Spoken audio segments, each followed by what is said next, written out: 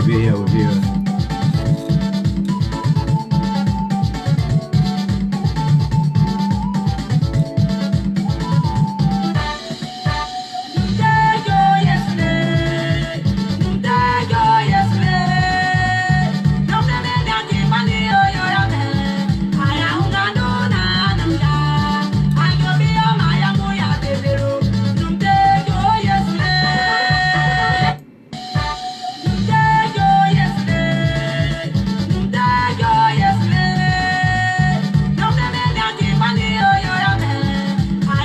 Hey, Avery, what's up?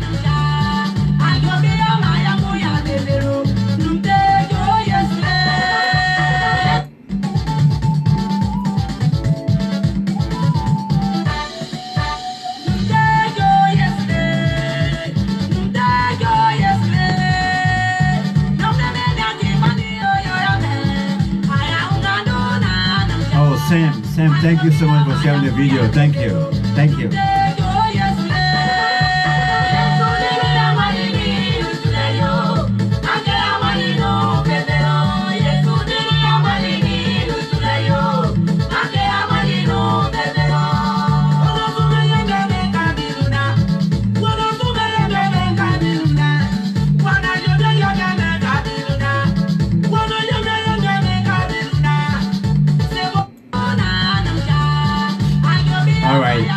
welcome to the program. Profile Liberia. We're trying to do our finishing touches. We'll be live with you shortly.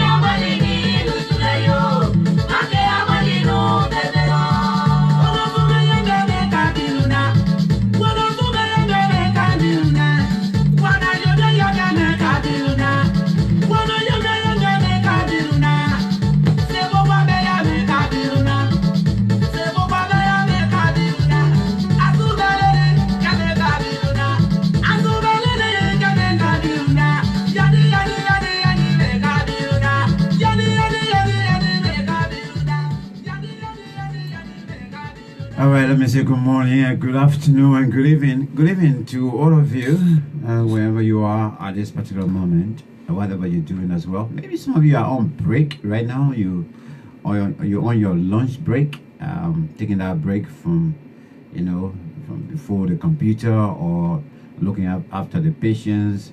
Whatever it is that you are on break for, or let me say welcome. If you're just starting that job, we say, I wish you all the very best, like myself as well. All the very, very best on your job as well. I want to say a pleasant afternoon to you from my end. Just about 7 minutes past 1 o'clock here in the United Kingdom. The weather is perfect. We stay almost dragging into the summer now. Stay in our spring. But the weather is perfect. Thank God. And it's a great time again to be with you. Thanks for you sharing the video as well. Thanks exclusively for our first person who shared the video. I think it was Sam K. Darby. Thanks for sharing the video and inviting your friends as well to be a part. I will do this. I will join you to share the video soon. But let me do a setup here. But I appreciate you, and I appreciate each and every one of you that are always on this platform, especially when we discussing issues, and of course relative to Mama Liberia, and you participate in it. It's great. It's great. Good morning. Yes. Good morning, Amos George, my dear brother and friend there, of course, representing the central part of Liberia, Bon County in the house. Good morning to you. I know it's early morning there, but it's great. It's great. Not very early, but I think you already, or maybe if you're going to work, you're already going to work. But it's great to be here. It's all about Mama Liberia. So this afternoon, this morning, or this evening, depending from where you're watching the program live from, we are going to. Firstly, I posted this morning or yesterday or so. I wanted us to deal with the issue of the Liberia Electricity Corporation, but I decided later on to change it to this issue of the $25 million. The issue of the 25, because the Justice Ministry spoke yesterday, and so. It behooved us the responsibility to respond, we the citizens of Liberia, regardless of wherever you are, to also respond to the Ministry of Justice pronouncement. This is what he said yesterday. The key word is this, and I quote him. I'm talking about Councillor F. Musadin. He said, and I quote, "No 25 million is missing." No $25 million is missing. That's what he said. I think just about 6 minutes or 7 minutes, so less than 7 minutes of his press briefing yesterday. I will replay that as well, so you can get his voice for some of you who missed it or you haven't heard it, so you can perhaps get the sense of what the minister said yesterday. And so when you're responding as well, you can respond very, very well. And so that's what we're going to be flagging out this afternoon on this show, Profile Liberia. No $25 million is missing, says the Justice Minister of the Republic of Liberia, Councillor F. Musadin. No, I don't know how you, I don't know how you've been dealing with it since you heard it from him. The GSC came out with a report as well, a summary, like my brother M. Sanoa said yesterday, that was summary of all the reports that were put together. The councillor gave, or the GSC gave as well. And so we will also go back a little bit, synopsis of the developments regarding the money issue, how the newspaper reported the stories. And so we'll go back. I'll just remind you from one headline to another, from one headline to another, so we can get the picture of as to how far we've come and what has been trending in terms of how we're dealing with this money issue. But it is serious. 25 million United States dollars. I mean, 25. When you're talking about 25 million dollars, man. We're talking about $25 or $2,500. No, we are not talking about that. We're talking about, hey man, M is added to it. 25 million US dollars. We're talking about 25 million Liberian dollars. We are talking about 25 million US dollars. I went to Liberia just from there. And I have family members working in some of the hospitals. I had opportunity to at least have visited 2 hospitals. Ali Hazard, thank you so much for the likes of the video. Thank you. I just help to share it in some of the groups that you are in. Just share the video so at least we can have people, a good number of people to come so we can all talk about this issue here. Please, whoever on the platform, just share it in the groups that you are in. And some of us are into 4 or 5 groups. If you can just share into even 2 groups, that means a lot. And so when I visited those hospitals, I mean, I went to JFK, I went to Redemption Hospital.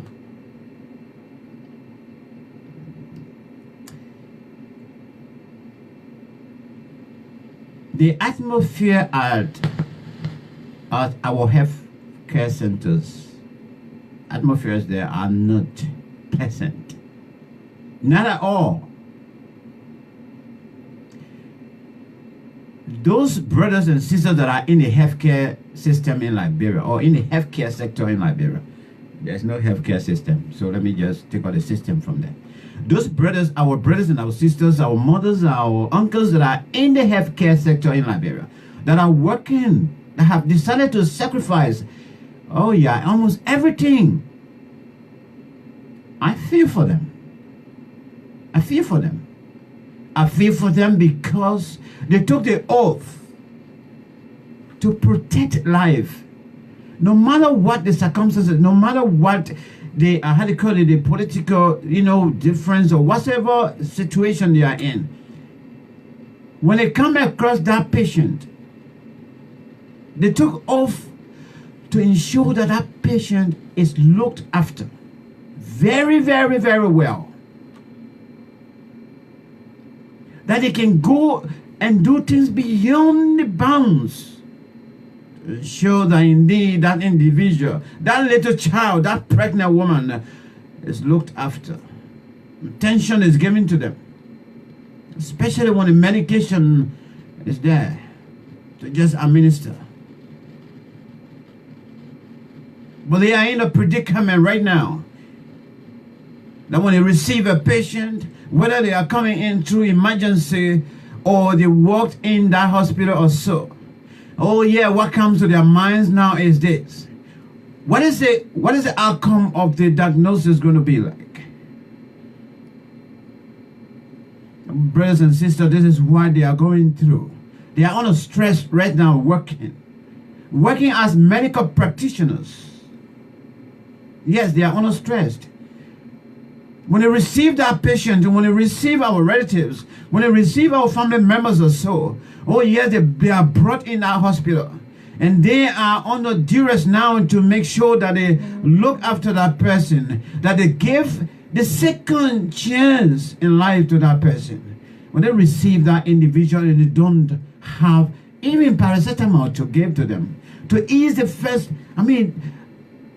to ease the pain that the person is going through. Whether it's through accident, whether it's through falling from the motorbike or so, whether it's through somebody hitting them some kind of way or whatsoever, when they get to that hospital, they are wounded or they're feeling the pain inside them that nobody can see. When our brothers and our sisters that are working in those hospitals, when they meet those people, they are in a confused state. They don't even know what to do. Because the first thing, there's nothing there to cool that pain down. Nothing. There's no adrenaline to put there to say, let's let the pain subside a little bit. Then we can figure out what to do next. It's not there. And when you look on the other side and say, let me see whether there's one tablet or paracetamol there to cool the pain down. It's not there. When they look on the other side and say they want to find out whether to clean the wounds and begin to help that individual, there's nothing there. And I feel for them. I feel for them. When you take that off, when you're graduating and you're receiving that your certificate or degree or so from the medical school or from the medical school, you're taking it off to protect a life. You're taking it off to save a life. That no matter what, you will go beyond everything to save the life of that individual that is struggling for it. But when you are in that state now, you can't. You have nothing there. You're just there with your wet garment on or whatever uniform you're wearing. Your pockets are empty. There's nothing in there. When you are in that state, you first of all feel sorry for yourself. And then later on you feel sorry for the predicament you are in. And you start feeling sorry for the patient. And start wondering how you're going to help them to get a second chance in life.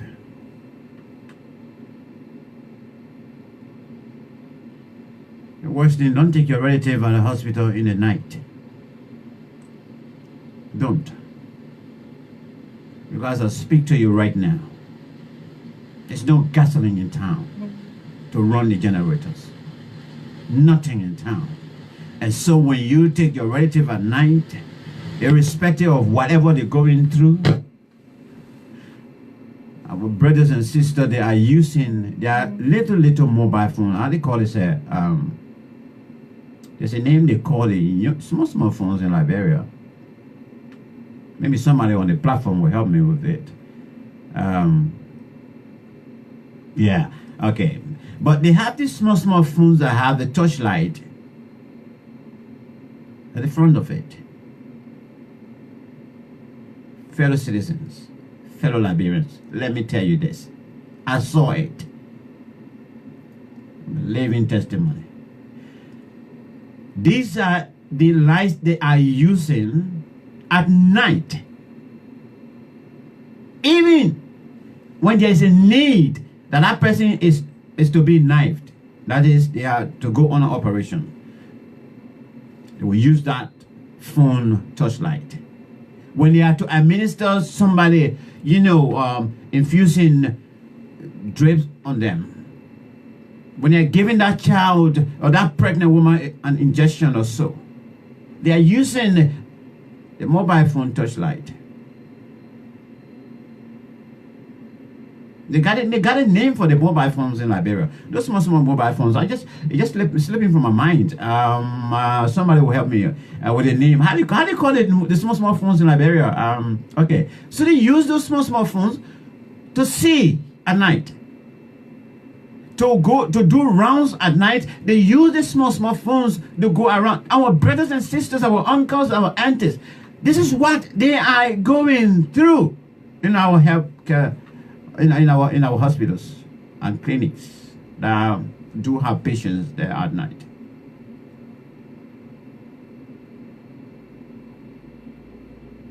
And so when you hear about $25 million, all right, just got a name now. Thank you, Lucio. Bonanza, yes.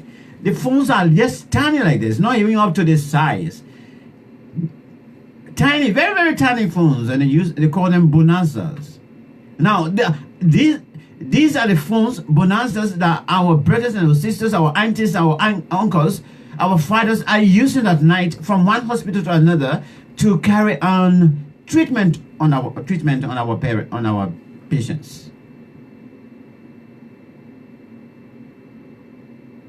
Should they be going through that? No. Is that why some of them spend their 20 years, going through medical, school? No.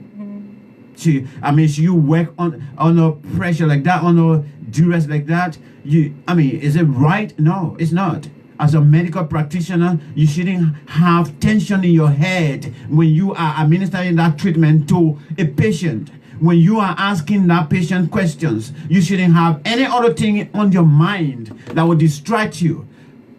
But this is what they are going through at the moment. And so when $25 million is missing, when Liberians are concerned about $25 million, this is not, I'm not concerned that this money should have been there to go in the pockets of our lawmakers or so. No, I am concerned that this money, if this money was there, the pressure that our medical practitioners are going through right now in Liberia, they will not go on it, because there will be light at the hospitals. There will be generators running at the hospital, or maybe LEC will be providing electricity at the hospital. And when our brothers and our sisters, our aunties, our uncles are there and they are administering treatment to our people, they will be able to see clear. They will be able to see clear. And then somebody is telling me that I shouldn't ask questions about the $25 million. That somebody is telling me that I shouldn't continue to ask questions about the $16 billion that got missing, when you do not know how and what our brothers and sisters that are working in the healthcare center are going through. I would like to pick on them, because these are the people that are at the front line. If you are involved in an accident, those are the people that you come across first. Your second chance in life will depend on them, from God to them. When they are there and they're confused and they don't even know what to do when they receive that individual right before them through the emergency doors.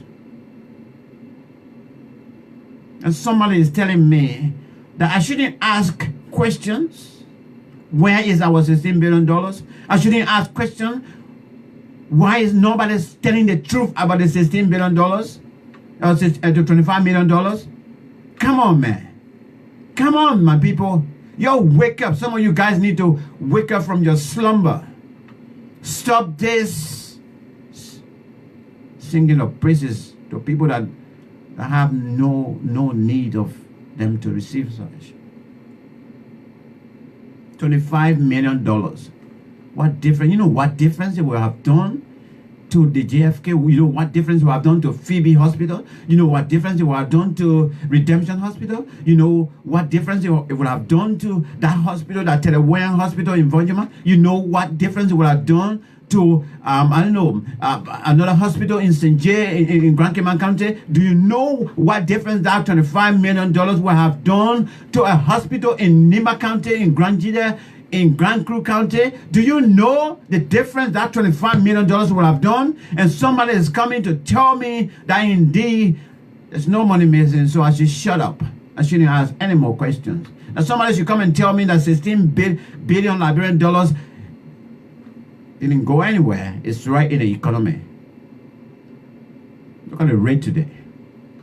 Look at the rate today. And just from there, somebody is telling me now, the reason, let me tell you one reason. The reason you don't see Liberians right now online, let me tell you, the scratch card, as they call it, the top up, it's gone to $200 Liberian dollars. Yes. I asked my brother this morning, I said, I'm not seeing you online for the past 2-3 days. He said, brother, the scratch card is $200 Liberian now. Now, when you get that $200, and you think about eating lapapido, you know they call kobo lapapido. I got it right. That's what I heard there. When you get that $200 now, you're thinking whether you should go and buy the $200 kobo to carry your day, or you should go and buy credit and put it in the phone and do what with it? Come on Facebook and post what? So if you have seen people being lost from Facebook from Liberia, the root cause is the rate is high, the price has gone up. It's no more 160, 170. It's $200 Liberian for $1 card. One US dollar card is equivalent to $200 Liberian. That's the reason. Let me let you know now if you don't know. That's what's happening. So if somebody lost from you, God. If somebody lost from you, they feed it from Liberia on Facebook, on social media. You don't see them live. You don't see them responding to posts or whatever. And they're not doing it for nothing. They shouldn't lie to you. Say the Isle of Monrovia or Isle of Courage area. No. The price of the scratch card is now $200 Liberian.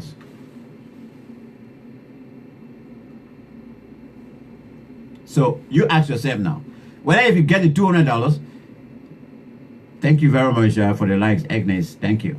And thanks to all of you that are sharing the video, just in case those of you people are sharing it. Thank you so much. I appreciate you. And so, these are some of the reasons.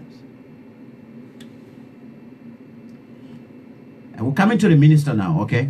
But I will read you some kind of communication that I received yesterday. A leaked communication. I will share it because when I got it, I tried to do my background investigation. It is proven that the communication is genuine from the chairman of the governing party, Mr. Morba Molu. I will share that communication on this platform right now because we are on Profile Liberia. And perhaps some of you guys can caution the chairman of the party. I got to caution Chairman Molu. I saw some old newspaper. Thank you, Francis Doe, for sharing the video. Thank you very much. I appreciate you.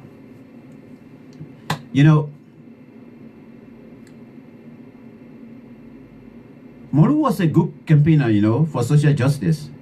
During the Madam's time as well. He was one of those. Don't forget about 1994 or 2004 or Mr. Weir's campaign. But let's come to Molu. Molu was a good campaigner for social justice. Yes. He campaigned for people to come for the war crimes to come to Liberia. He campaigned for social justice, where at least the government should balance the equation, and they should make sure that the wealth that belongs to the Liberian people, let it go to them. He campaigned for a change of policies for the early-led government to change policies that will affect positively on the life of people. That was Morba Molu. Thank you, Brother Abraham Ure. That was Morba Molu. But Morba Molu has changed. Totally. Even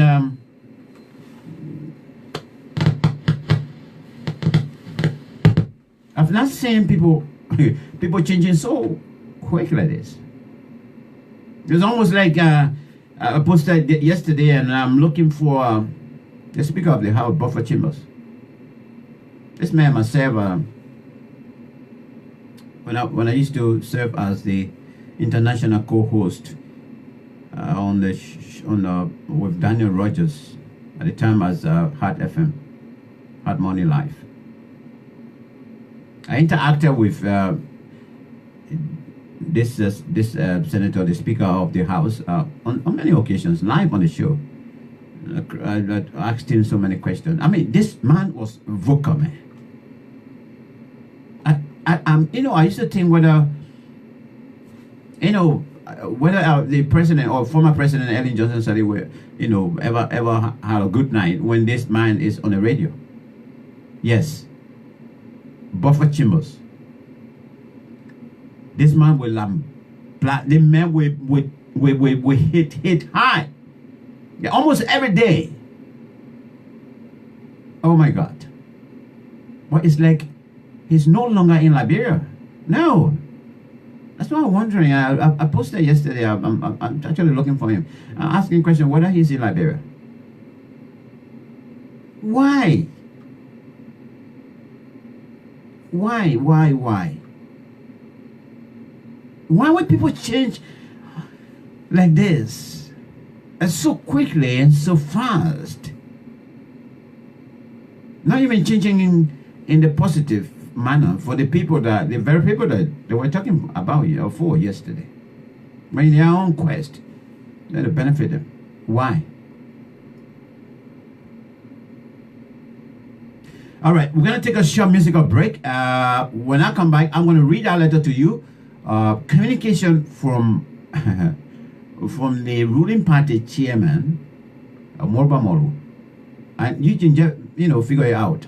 And then from there now we will go to the press briefing yesterday by, thank you very much, Mark B. Holmes, for reacting on the video. Thank you. Then we'll go to the press briefing yesterday by the Justice Minister. You know, my own brother.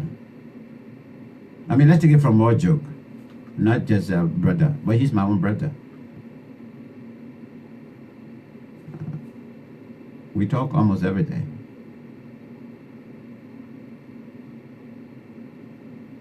But my advocacy is, I'm not going to draw the line.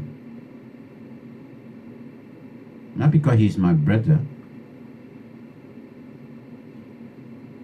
that if he's not doing the right thing, I should just cover it up, or I shouldn't talk about it, because some other people, they do it. They say, let me not talk, let me just keep silent. I will talk about it. I will raise the issue so we all can talk about it. All right, okay, so let's take a short musical break, and this musical break is exclusively for all of our brothers and sisters, our mothers and aunties, our fathers, all of you that are actually observing the Ramadan month. I think we'll get a couple of days to go. No, not a couple of days. I think 2 more weeks to go, I think. Welcome, Tavis. Great to see you on the show, I think for the first time, right? All right, so let's take this short musical break, and this one is dedicated to all of you that are fasting. I mean, Islamic fast now I'm talking about, because some other people will be fasting but from other religion. But this is exclusively for all of you that are doing the Islamic fast. Happy Ramadan. Ramadan Mubarak, okay? And then we'll come back, we'll do the letter from the chairman. Gifted and Safi, Ramadan Mubarak, Holy Records, Ramadan Mubarak, لكل مسلم شعر الذي فيها ينازل القرآن. Happy Ramadan to all Muslims. Oh, the Quran defends in this holy month.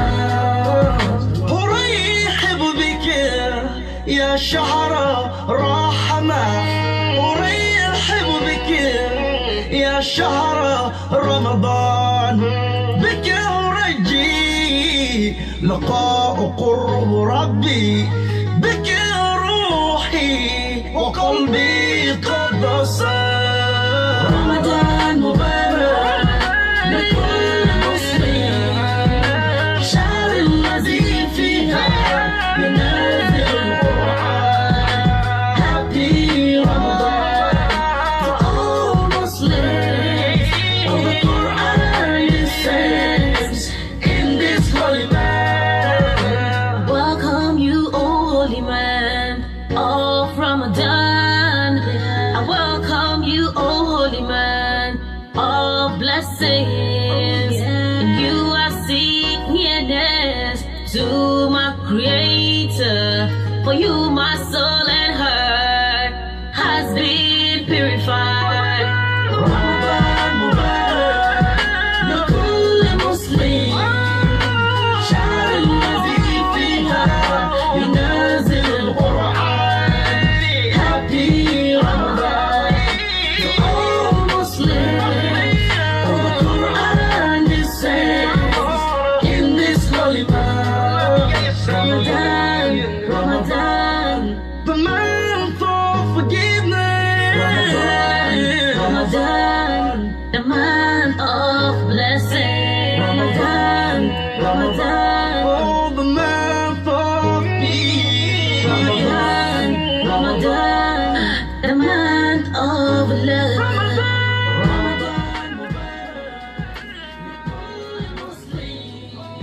All right, happy Ramadan to all of you. Ramadan Mubarak to all of you that are fasting, especially if you're on this platform. We want to say, may God bless you. May Allah bless your fast and whatever you pray for as well. Please remember Liberia as you go through the first month. All right, let me go quickly now. Let me welcome my big brother, Giant Golly. Welcome to the show. All right.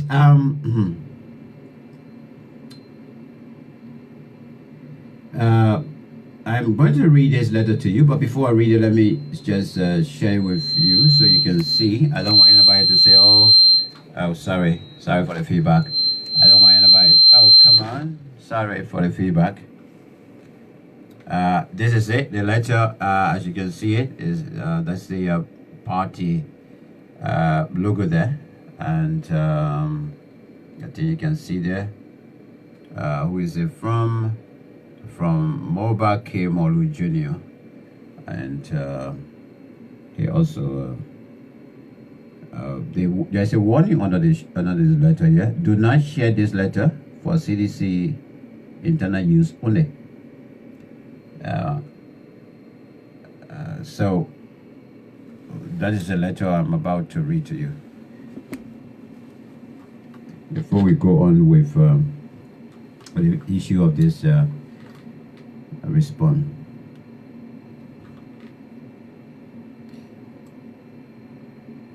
All right, let me read the letter to you. On May 17, 2019, from Max Kpakio Jr., National Chairman, on behalf of CDC Administrative Assistants, amid Mighty Coalition for Democratic Change, CDC, Benin Compound, Monrovia, Liberia, to all CDC auxiliaries and chapter heads. As you are aware, we have some serious challenges which we are striving diligently to overcome. As we discussed in our recent strategic meeting, Mr. Abu Kamara, our candidate for the Honorable House of Representatives, will need huge assistance against the candidate of the opposition. It is a must that we win representative. It is a must that we win the seat in Masurado County, District number 15, and the county in order to implement our agenda. We have assured His Excellency President George Weah of the details of our plan, and we have his blessings. We are asking auxiliaries and chapter heads to ensure that you facilitate the presence of all CDC partisans and supporters from every district to encourage or to converge in district number 15 on election day to support our candidate.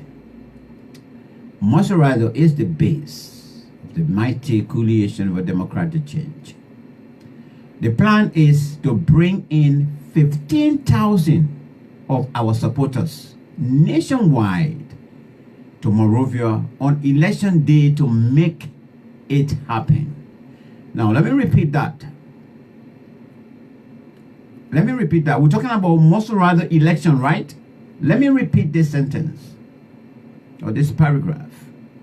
The plan is to bring in 15,000 of our supporters nationwide to Monrovia on election day to make it happen. Headquarters will provide the assistance needed. Our contact at the NEC and press office at the executive mansion are aware and are fully committed to the mission. The Deputy Minister S. Wolokoli will arrange disbursement of funds and is speaking to our contacts to the central bank. Please let us know immediately how many buses and t-shirts I needed for your county through your assigned headquarter coordinator. All t-shirts will carry our Mosorado County candidates for above reasons. Thank you. Do not share this letter for CDC internal use only.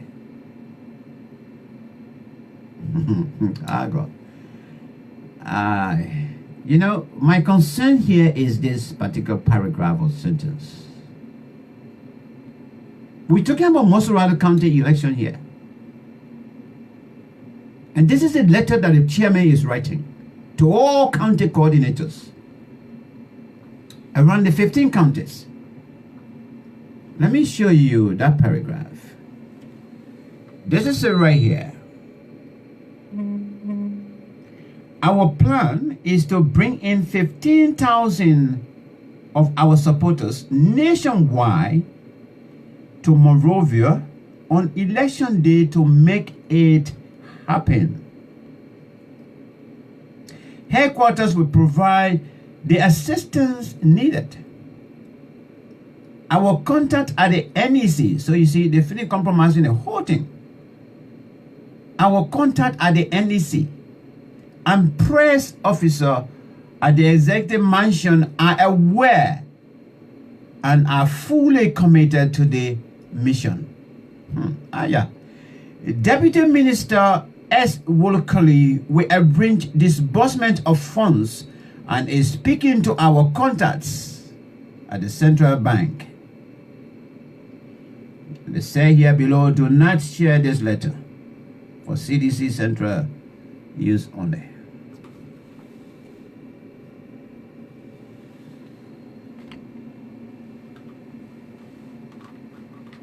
My fellow citizen,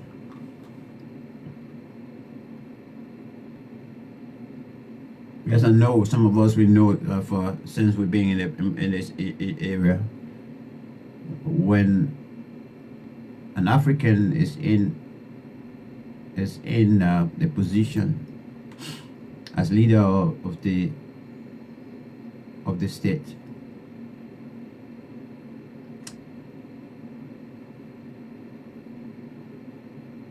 even when the tenure is about to be over and they want to be there, they will be there because they can change the constitution. But this is it. Should we go to this extent? We are just about to even talk about the $25 million issue, the $16 billion issue. And then somebody is telling me that they have contact at central bank to pay each and every individual they bring in Mosorado County to catch their votes. There you go.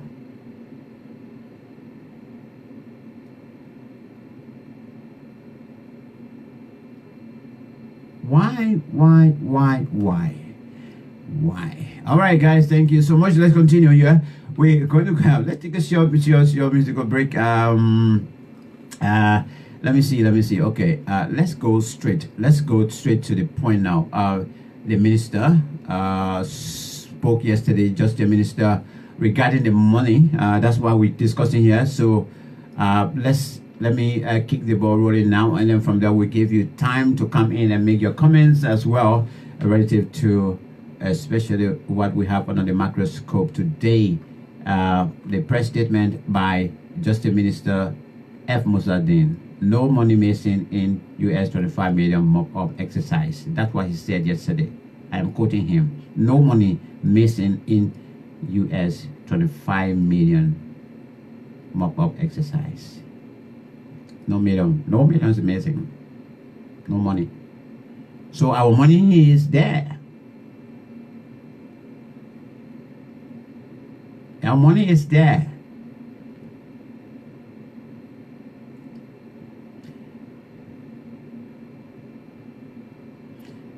My dear friend, I hate to call people names on my show, but I'm not even going to call your name. Now, you're asking me where I am. This job I do here, I get communication or I get information that if I don't want to release it, you can't even get it. You don't get it. Irrespective, I'm not even in Liberia, but I get information that when I get it, sometimes I consume it myself, I just keep it with me myself, and I wait for a proper time. And there are information that I will get after I authenticate. I do my own background checks and investigation. If I want to share, I will share it to the public.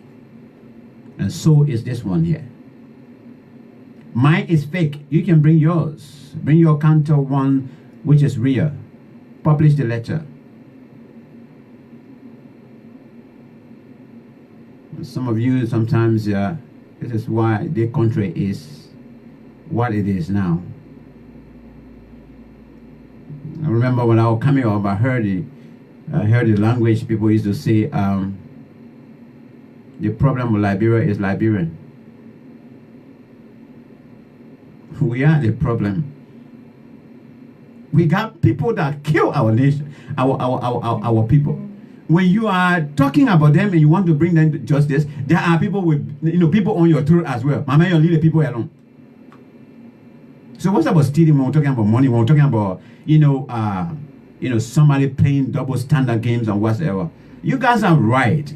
Because at the end of the day, you got to survive as well. You got to live. You got to pressing so that that individual can give you little small things so you can live on. That's why. So sometimes I don't blame you guys.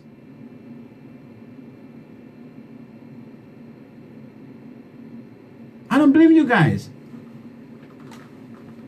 I don't blame you guys. I blame the reality of today.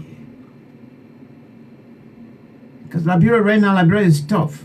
If you don't pressing, you don't get it. You don't get something to live by the day. You don't get it. You don't get that kobo money. You don't get it. Some of you, I don't blame you. I mean, you're fine. You're trying to go around on platform to just make yourself known so that that individual can know that you're talking in their favor. That individual can know that you are there for them. So that when you go to their office, they can give you your rating. Oh, chief, that person was talking about you. But I didn't play with them. I gave it to them good.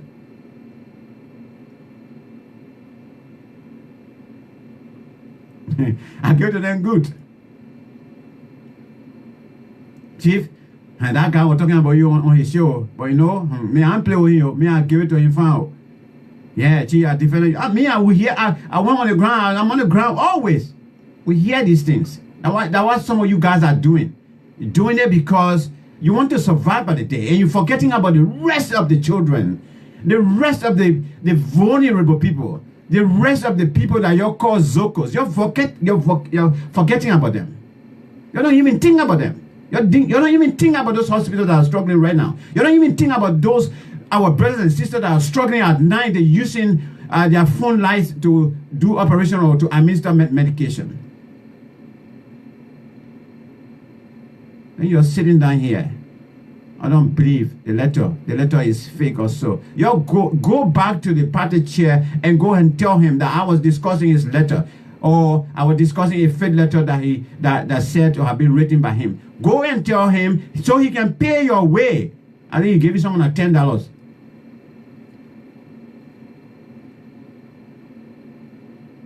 all of you, none of you, you'll just go from one platform to another, just to make your presence felt, so that you can make that individual, you know, feel like, oh yeah, this person loves me. Oh, they're talking about me. Oh, they're defending me. Come on, man. Come on. So let me go straight to the point. Let's go. Let me go first. Let me see. I think we played the interview yesterday first. Let me see. Let me find it. We played the interview. We played the interview first. Let me see this letter. Let me see the other letter here. Let me, okay, nope. I'm talking about this. Okay, open.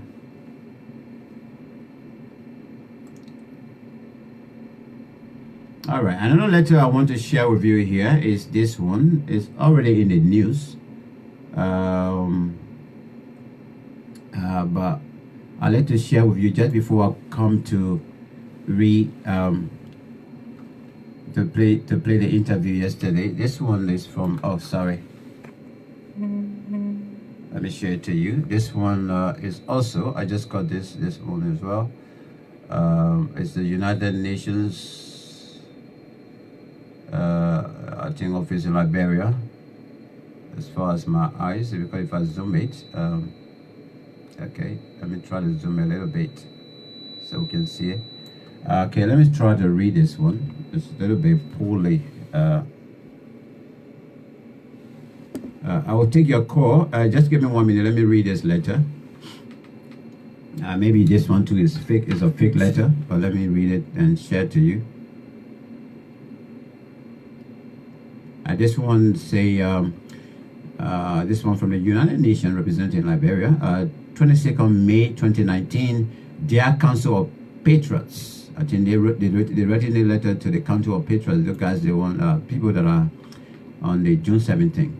I am pleased to inform that the United Nations Under Secretary General, Special Representative of the Secretary General for West Africa and the Sahel, Dr. Mohammed Ibn Chambers, would like to meet with the leaders of the Council of Patriots on Friday, 24th May 2019. The meeting will discuss issues of national concern and opportunity for chairing a way forward.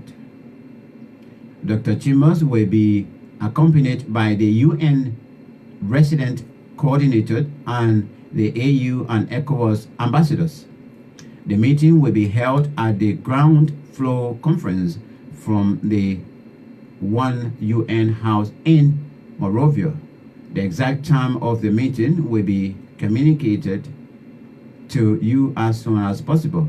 We look forward to welcoming you back to the One UN House. Yours, Yakub Eid Hilo, Assistant Secretary General, UN Resident Coordinator. So this a meeting. In fact, this I think his coming was published in a newspaper as well. That there's an how do you call it, mediator that the United Nations sent to Liberia, according to information, who will be meeting the both parties, and they will be discussing, I don't know what they'll be discussing, but it's all about this June 7th thing. Perhaps the United Nations is trying to intervene in whatever way. That's the letter as well. Probably that letter is also fake. But let's go to the to this press briefing. I don't know. Let's hope it will play here, because and then from there I'll open the lines. Please bear with me. I know the people calling, but bear with me a little bit. Let me.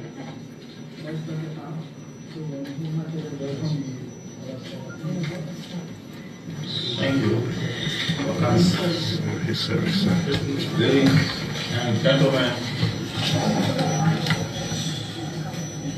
members of the sports estate, Minister of Justice, Attorney General's response, the Auditor General's report of factual findings on the United States $25 million markup exercise conducted by the Central Bank of Liberia.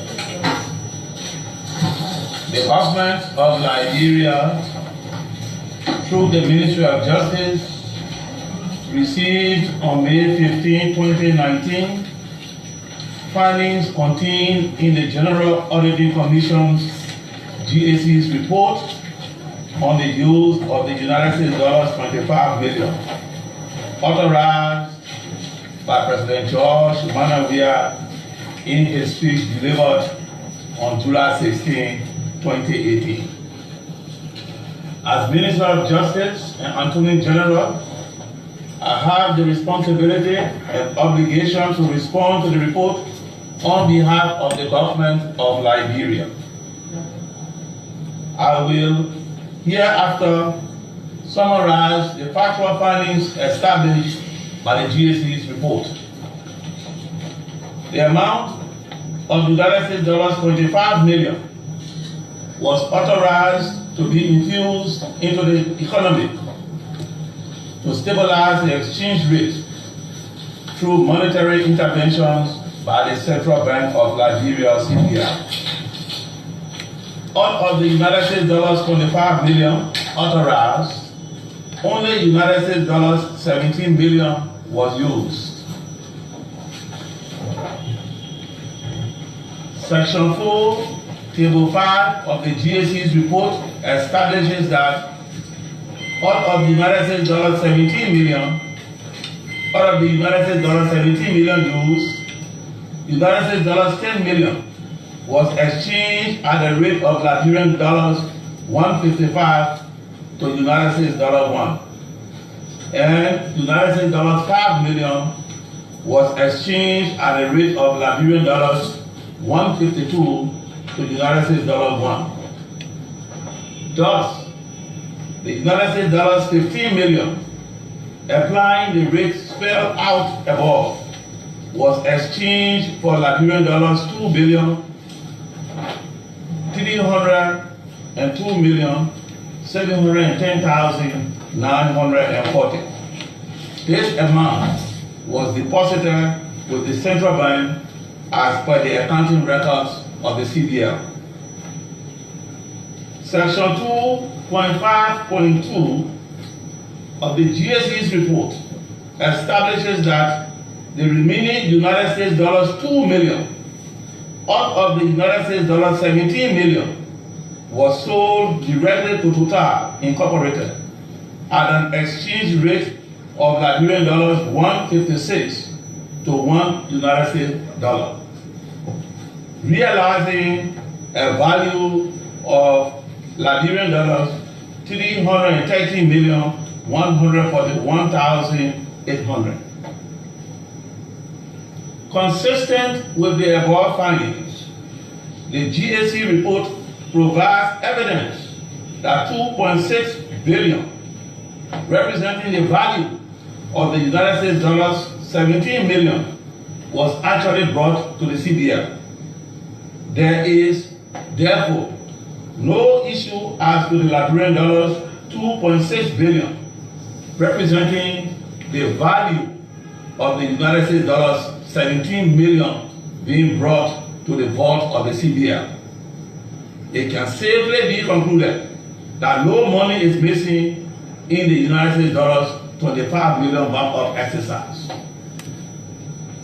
In the process of exchanging the United States $15 million used for the direct markup, as detailed above, Section 2.2.5, Table 2 of the GAC's report shows that United States $6,700,000 was taken out of the bank to be exchanged during the exercise using 5 different teams, while United States $8.3 million was exchanged at the CBL on the bank's premises. The accountability of the mop-up funds is not in question. However, Section 2.2.4 of the GAC's report states that 50 entities listed by the Central Bank of Liberia as having received monies from the CBL staff during the exercise denied their participation in the exercise. 8 of the entities on the CBL's transaction list were found not to be in existence. The burden of proof is on the CBL to establish the veracity of the transactions and the existence of the entities. Multiple sections of the report reference discrepancies and variances in the accounting records of the mop-up exercise.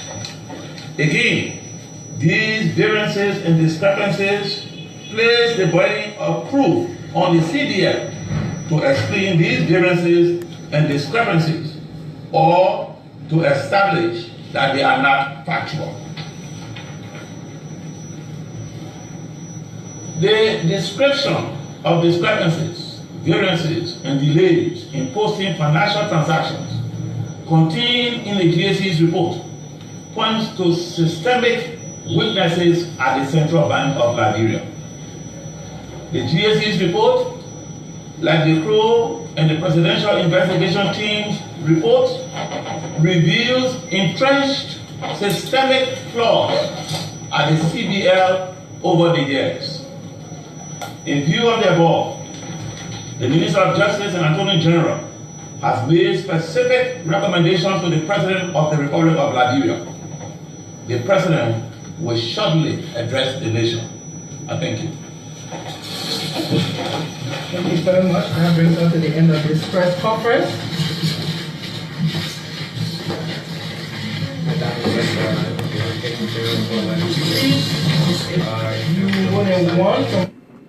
All right,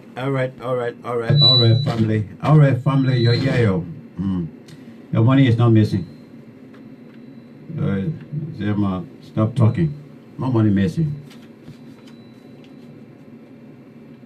No money missing. Yo. No money. Okay. That was just the Minister of the Republic of Liberia, Attorney General as well. F. Musadin, Councillor F. Musadin, giving us addressing the nation yesterday on the issue of the money. But first of all, before I start taking your course, let me take you back a little bit. How we got here? Yeah, I will not go too deep. I will not go too far away. But how we got here?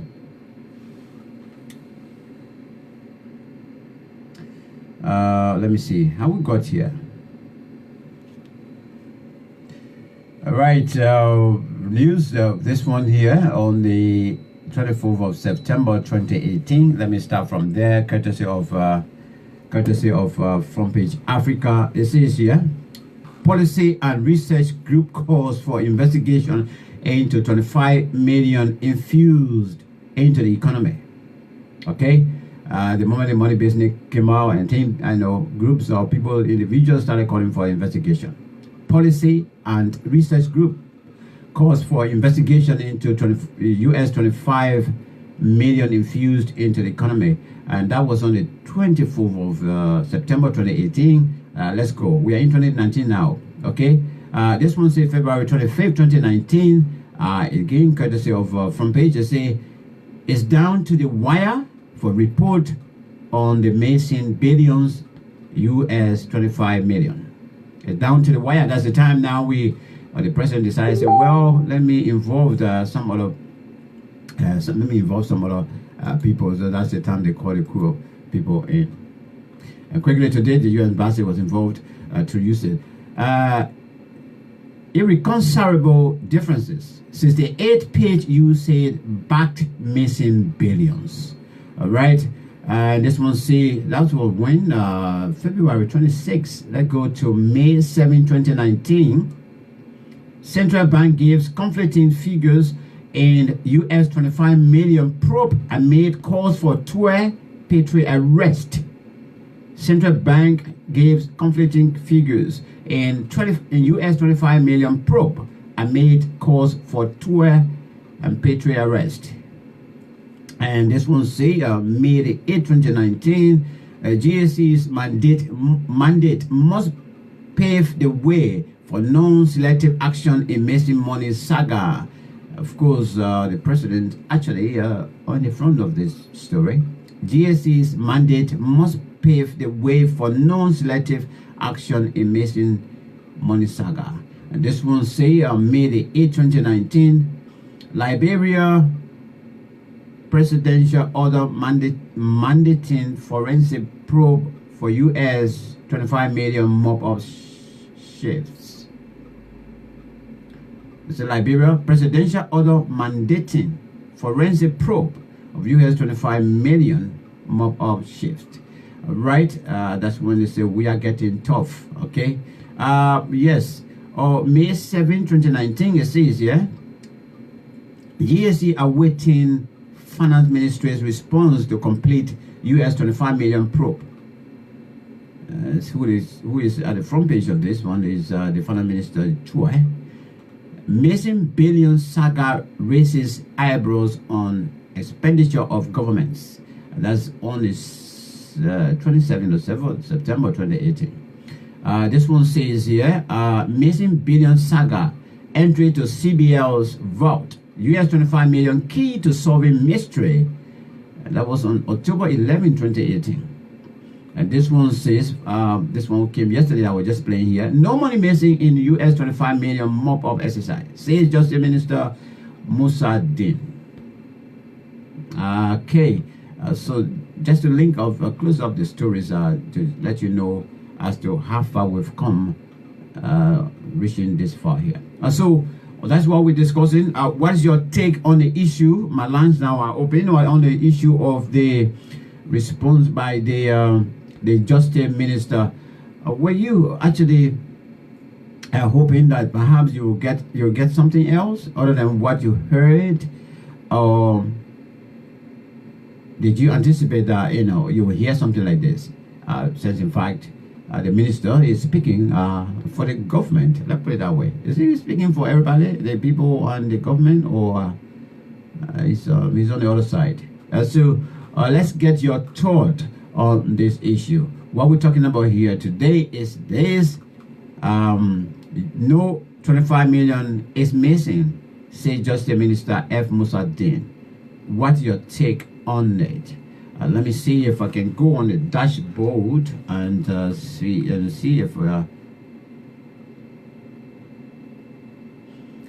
see whether we can I can get some of your comments as well. It doesn't mind whether you make some comments that you will be belittling your own self, but let me go to this while I wait for you to call. You can call in or continue typing in something that your response to the Minister of Justice. Did you anticipate what you heard, or is the other way around? What's your take on it? Have you given hope now that $25 million is finally gone? Have you given hope? If you were advocating to asking questions about the $25 million, by virtue of hearing now from the Justice Minister,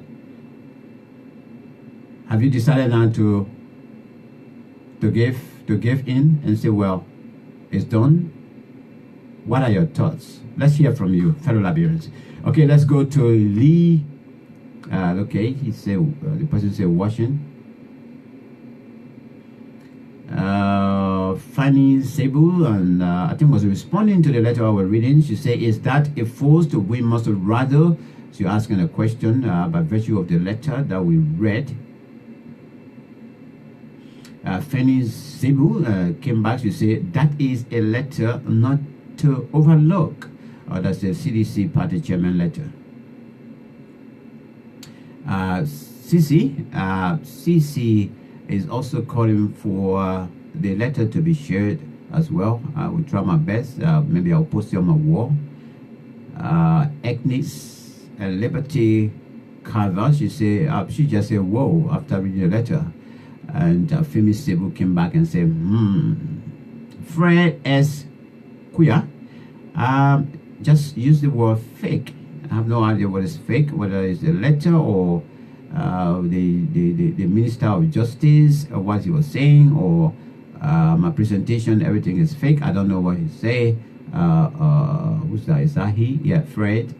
Say fake. So I wish he would have expanded more, but not just using the word fake, especially when people are discussing a lot of issues on platforms like this and it's giving you throwing information at you. If you want to throw a statement out there, let it be clear. You know, if somebody on the platform is, have said something and you want to respond to them, mention their name and say what you want to say. Let it be clear so that people will know that you are not just hiding behind the bush and throwing stones, You just come and use the word fake. I mean, whosoever coming later on now to be watching this video or this discussion, and they just come across your statement and say fake, they just wondering what is the person talking about fake also. So just a food for thought. You got to be straight to the point. Okay, finishable. They are always exposed. Okay, let's go to Fred. I think, okay, this is same Fred S. Queer is back. Where you got that letter from? Please let us know. Okay, I think I addressed that already. Abraham Ure, what do you call fake, Mr. Young Man? Go sleep, man. This is not your show. Okay, I think somebody's trying to send somebody to go to sleep. I think they just wake up and tell them to go back to sleep. Okay, let's go back. Fred S. Queer, it's not true. Please tell us. We need to know. I have no idea now. You see, this is some of the statement again. It's not true. Please tell us. We need to know. Now, if somebody comes later and watching this and reading your comment, they don't even know who you throwing the words at. Is it somebody said something on the platform? Is it the presenter? Is it the information the person sharing? Maybe the person reading letter or the person reading some kind of information. So you can't just make statement like this. Let me help to educate you. Maybe for next time you go on somebody's on other platforms, be clear. I mean, this is you are interacting with huge number of people. You don't just write because you want to write. Right? Let it be clear. And for instance, what you just say here is not true. Please tell us. We need to know. Now, who are you talking to? Is it somebody that just responded to you? Or is it a presenter? Or is it a guest on the show? Also. So this is how you should say it. What you just said, Mr. blah blah blah or Miss blah blah blah, is not true. What you say about, you even cook the person first before you say, I don't believe it, it's not true. If I'm reading it, maybe thereafter, I will know who you are responding to. Okay, I'm just trying to educate you a little bit. All right. CC say, so true. Okay, let me go back to the dashboard. I'm still waiting for people to call in. So true, my brother. CC is responding. Okay, Terence Rees. Are you serious? Are you discussing a fake letter on your show like you have no ability to authenticate information? I'm sorry for the journalism field. Wow, you came in late when I addressed that part of the show. This is it. Sometimes I feel sorry for people who just they just come on your platform and they just say things. You came in when discussions were already on. Okay, I think sometimes you just sit there and you listen to the minutes. Then before, but you can just come on the platform, boom, you start throwing words. It must have been the person have already covered what you're talking about. And then you make yourself so little. When I started, I cleared the air and I said, I got the letter since very early this morning. And I decided to ring a few other people and authenticate this letter like I normally do. I don't just sit here and share information. No, I don't just get it in front and just share it. Even as I speak to you right now, people throw songs at me, music at me. I have to listen to it first, listen to the wording before I even throw it on the radio to play it. And so I do with letters or communication, especially. I don't just share it like that, my friend. I will read it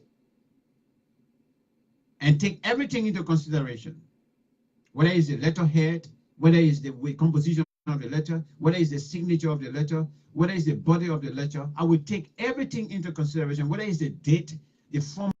I have to do a background check, especially if I deem it so necessary that this letter should be shared or information should be shared. I will go and do my background investigation. If it costs me to even reach out to the individual who signatured the letter, I will do it. So you came in late.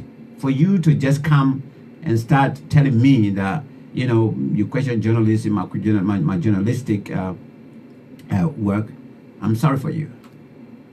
This is the same thing I was talking about. Some of us, so long we feel that others are hitting high on somebody that we have interest in, it's not our cup of tea. But me, when I sit on the platform here, I don't sit here for anybody. Like I say here, I decided to flex out this issue of Councillor Musa Ding. Councillor Musa Ding is my own brother. Let me let you know again. Maybe if you came in late, but not because he's my own brother, that I have this wonderful platform. I have, you know, responsible people who are always coming here, people who cares about Liberia. That because he's my relative, let me hide it. Let me talk about him. No. I will raise the flag. Let people talk. Let me hear from the Liberian people. So I'm not here to satisfy one segment of the society. I will sit in between and talk on issues. Okay, let me go quickly while we are waiting this caller to be activated. Bivazi Antoine say Frere is queer. Please listen. Okay, I think they're calling them to listen to what we're talking about here. Finish Subu. My brother Fred brain fake and his brain is damaged by weeds. Okay, let me go to this. CC is back again. How you know that this letter is fake? There's a question there they're asking. Terrence Reese, please listen. Okay, somebody calling. That's not somebody. Sorry, Antoine is calling him to a check. CC say you are high. You are right, host. Okay, let's go back. I don't know why my calls are not picking up. Zedi Swa, difficult. Let me see if I can take Amos. Okay, Therese, are you serious? Okay, I think this one dropped. So let me go back. Oh, maybe.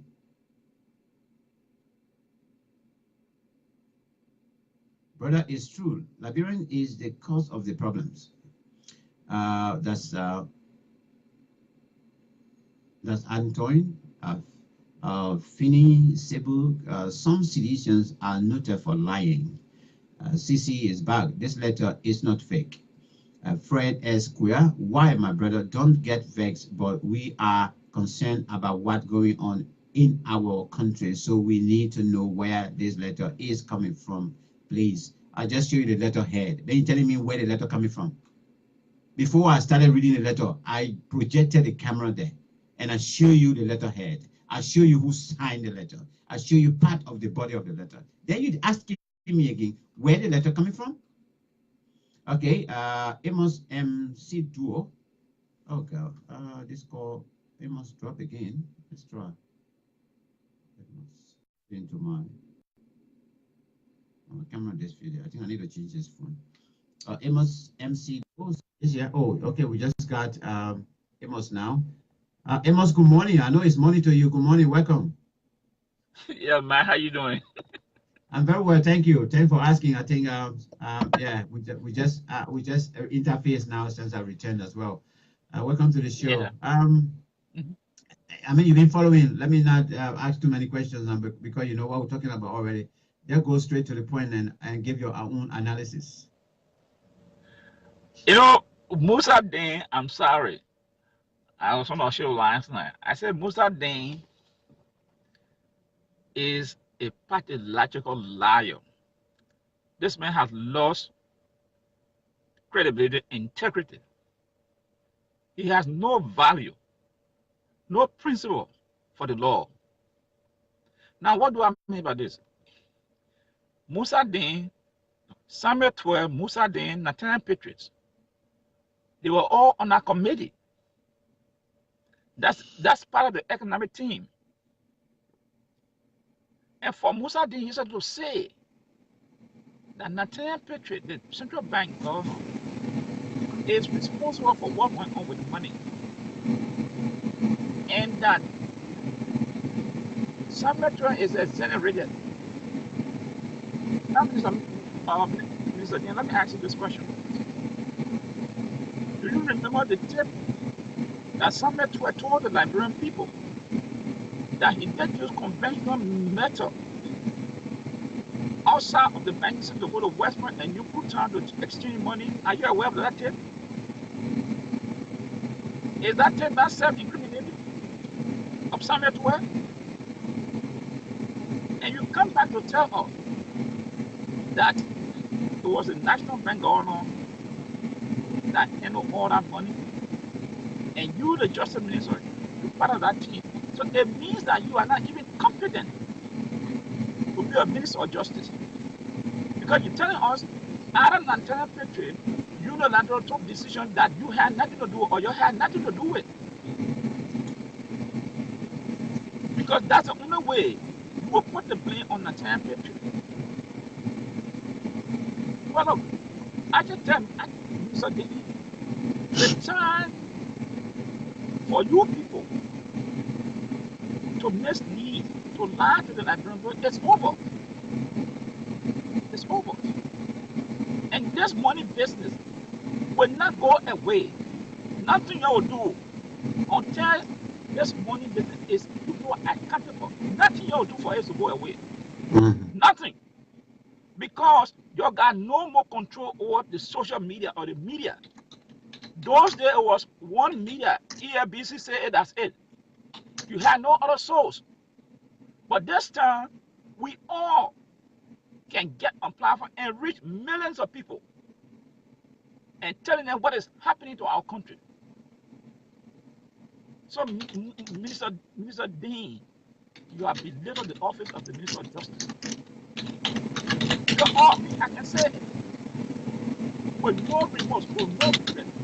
Minister Dean and the rest of the CDC people, they have organized a criminal enterprise in Liberia. Until our citizens, until they can prove me wrong by prosecuting people who steal from the Liberian people, who rob the Liberian people of the basic necessities to healthcare, to education, to safe drinking water, electricity. These people are depriving the people and benefiting at the expense of the people. Please again, where you coming from to tell us that the money will never be missing? Are you serious? The GSC report. Are you seeing that report is not going to be talking about? What do you mean by discrepancy? Discrepancy are honest mistakes. People make. Not, but you're talking about 281 entity that you people said that you gave money to. Is that discrepancy? 281 entities, businesses, are you alleged?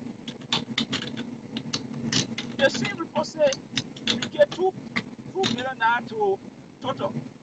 So they're saying they received, I think, 1.5, 150 million. I think the third one.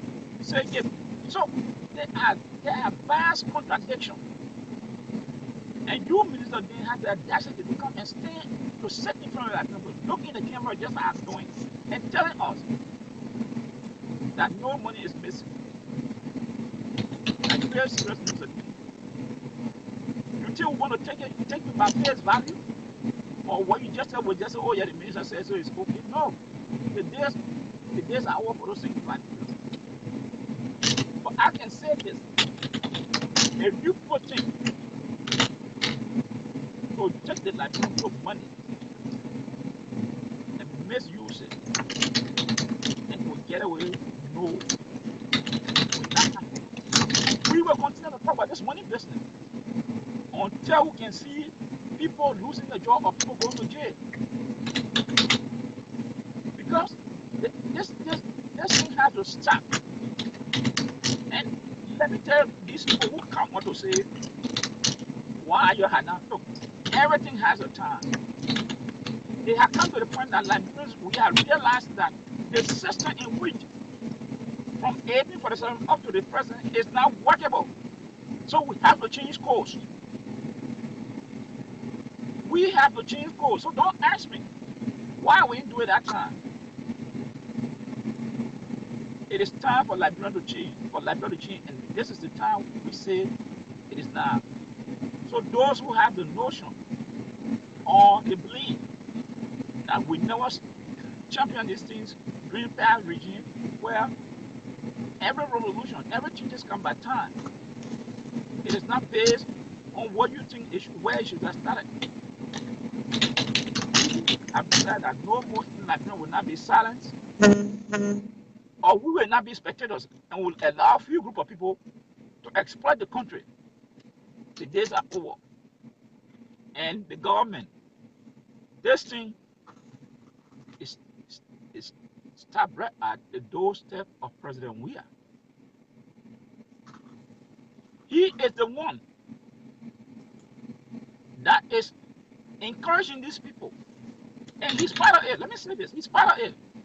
Because if he's not part of it, why these people have not been called to question, to answer about what happened to the money? Why? And you expect us to say, oh yeah, the president's hand is clean. No, his hand is not clean. His hand is not clean. The only way his hand will be clean that he bring those people to justice. And look at this, the disparity, how the people handle issues in Liberia. When the crowd report came up, President Weah moved swiftly. He grabbed Sally, Weeks, Walker, put in a pickup, drove them through Central Monrovia to jail. And Sally said it was Samuel Tue who was handling this $25 million map up. And if you look at that report, Sally is not mentioned that report, the local report. Samuel Tue was the one who headed that program. And today, Samuel Tue and Nathaniel Patriot, along with the Minister of Justice, the entire economic team, they are flying the street of Monrovia, drinking champagne, drinking a beer. The children having 3 meals a day, riding car with air conditioning. But what about that poor woman down Waterside? What's about that woman down a Slave? What's about that woman down Booster Quarter? Who cannot afford a meal for her child to go to school? Who cannot afford a gallon gas for ambulance to come and take someone to the hospital? And you take 25 million and scramble it. You divide it among yourself. You know how much 25 million that would have done in those communities? At least it would have changed somebody's life. It would have had a positive impact on somebody's life. And you guys come out to tell us, oh no, no money missing. Musa Dean, you took the money off the market. You turn around and put it back there. You are taking the money out of the market so you cannot have access money outside. But it's like recycling. You took the money again and put it right back there. Where is the receipt? You are not talking about $200. You are talking about $17, $14 million. And you put it in the street, no receipt. And you expect us to believe you. You expect us to say, oh, the Minister of Justice is transparent. Or the Minister of Justice is transparent. You expect us to believe them today. Somebody The only people that will believe you are those people who live in the bubble of Georgia government, or those people who are beneficiary of that system. Because when you are beneficiary of that system, directly or indirectly, then you come to support it. Yeah. But if you are outside of that system, if that man can walk from Oro to Broad Street, hoping to see someone say, "My man, give me $5 and let me pay my way to go home," definitely, that man will not believe you. He will not believe you. And this is why we are saying the protest is necessary. So the Liberian people can come out and express their feelings. Say what is on their mind, which is guaranteed by the Constitution. Because this president has come to the conclusion that this president got no feeling for Liberia. That is the people. And let me say that when I say people, it doesn't mean one group of people, because saying one tribe is enjoying or one or few people who are enjoying, so that means the country is all no. President Well was elected to serve the Liberian people, the 4.5 million, what I voted that.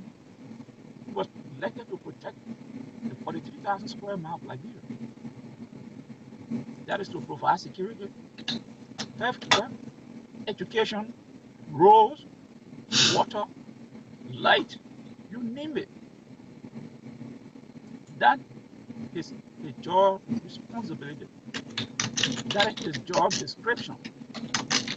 And if he's doing one and not doing the other, that means he's not functioning properly. So nobody should tell me the person building roads. No. That is the responsibility of the government. Simultaneously carry on this project. But they fail to realize these things. It's the same thing that the minister said the other day. The minister of information, oh, we dig hole, cover hole. You are talking about donors' fund. You take people money, you use it. And the people create concern. They write you. And that is your response. It is the same attitude that Musa Dean is talking about to us. There's a Liberian people money and has been misused, has been embezzled, has been stolen. And you have the nerve to come and tell, oh, no money is missing. Get it over with. Get it over with. The Minister of Finance is clear. Even the bank, oh no, we have the account. But Minister Dean, you're part of that committee. So how come? What were you? What role you played? Did you tell the minister, the bank owner that, hey, what you do is not right? Why are you on that committee? But you sat down there, feeling getting your share, and now I want to tell the Liberian people, oh, Nathaniel Petro is the guy who will throw one on the bus. Nathaniel Petro will be the sacrificial lamb. We will put all the blame on, and the Liberian people will believe it. No, we cannot believe it. Musa Dean, you got more explanation to do yet to the Liberian people. You got more to do based on 3 different audit reports. The GSC recent one, the committee that President Weah settled, and the one that was contacted through USAID. All the reports have pointed finger at the Ministry of Finance, the Minister of Finance, the National Bank. So for you to come up with two, 3 sheets of paper and say, oh, the Minister of Finance is the exonerated, no, he's not yet. He's implicated until we can have a court system, a competent court, that if you go and prove they're innocent, and you, the Minister of Justice, you will be there to represent the government of Liberia. But I don't know how effective will you be, because you already concluded that the man is not guilty. You have derived at that conclusion. Now, what are the parameters you use? What are the yardsticks you use that Minister of Senator is not guilty or he's not implicated? Did you explain to us? You come out and write your statement and just say, okay, that's it. Give us an explanation, point by point, why the Minister of Finance is not accountable, is not implicated in this scheme. Because because he's the chairman of that economic team. So it means that other Nigerian patriot was acting on his own, and Samuel Tuer said, do anything you want to do. Don't borrow me, don't ask me, just do what you think is right. Accepting our instruction from Samuel Tuer to Nigerian patriot. And evidence. So what is the document to that effect to say, I authorize him to do anything that he felt he could do with the economy. And my statement I made that I took some money to Westman and New Crouton should not be counted. This was a statement. This man had a press conference and told us. And Musa Din, you telling us from this man's own mouth, you telling Musa Din that, oh, I mean, what Samuel Tuer said.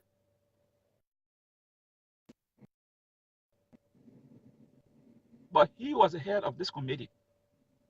So where are we today, Minister Din?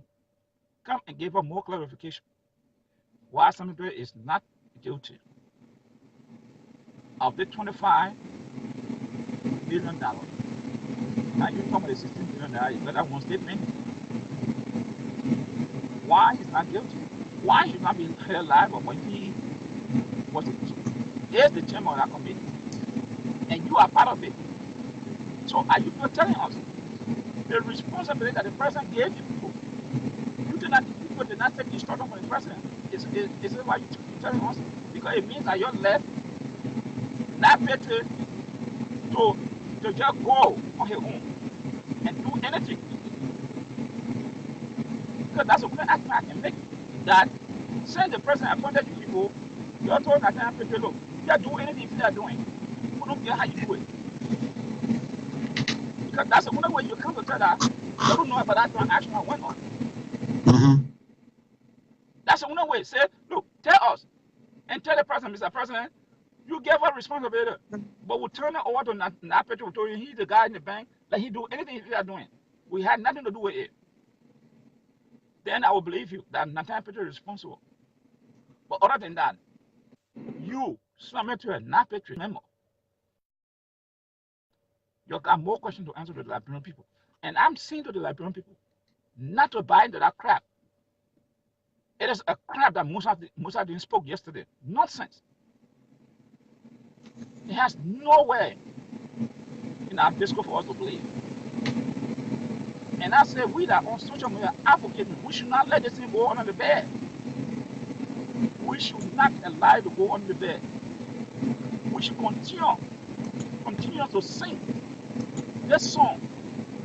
Those Liberians who are in Liberia, get the message that these are reasons that June 7th is important. It's imperative that Liberians turn up in numbers to tell the government that enough is enough.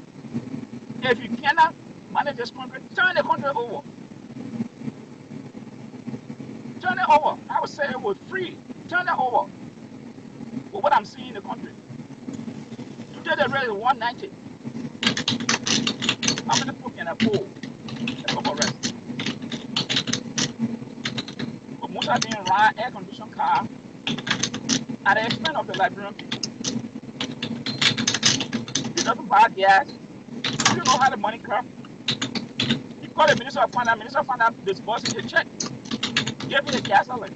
Give me allowance. Redeem his car.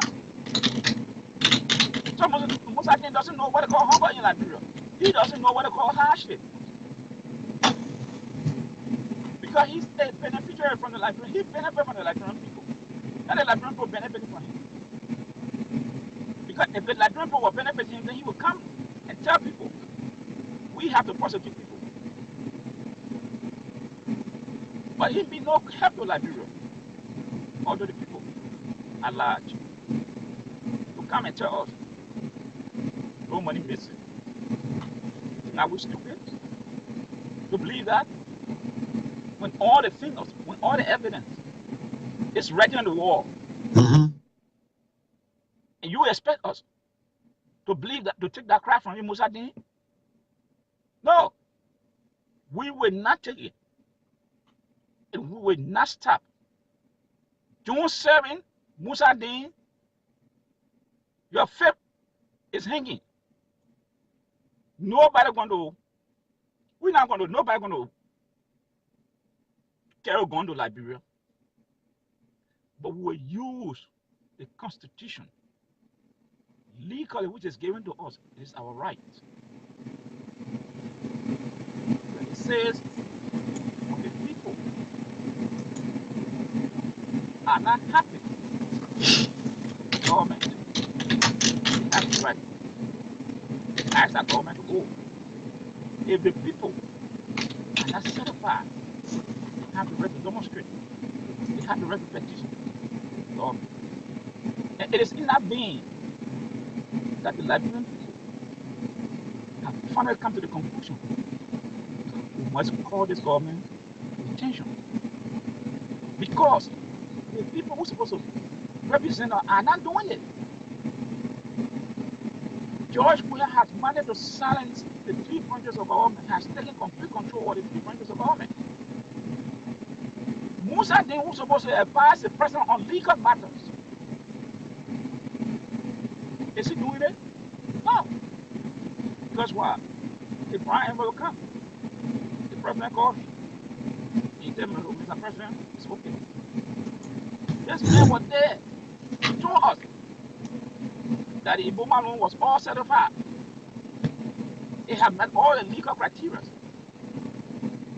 Now Musa Din, so the deal can go. But we know what happened. So this man Ada is not advising the president to seek the interest of the Liberian people, but to seek their interest. And this is what happened. Look at the national legislature. That's supposed to be that is the body that's supposed to make sure government revenue, expenditure, taxes, and things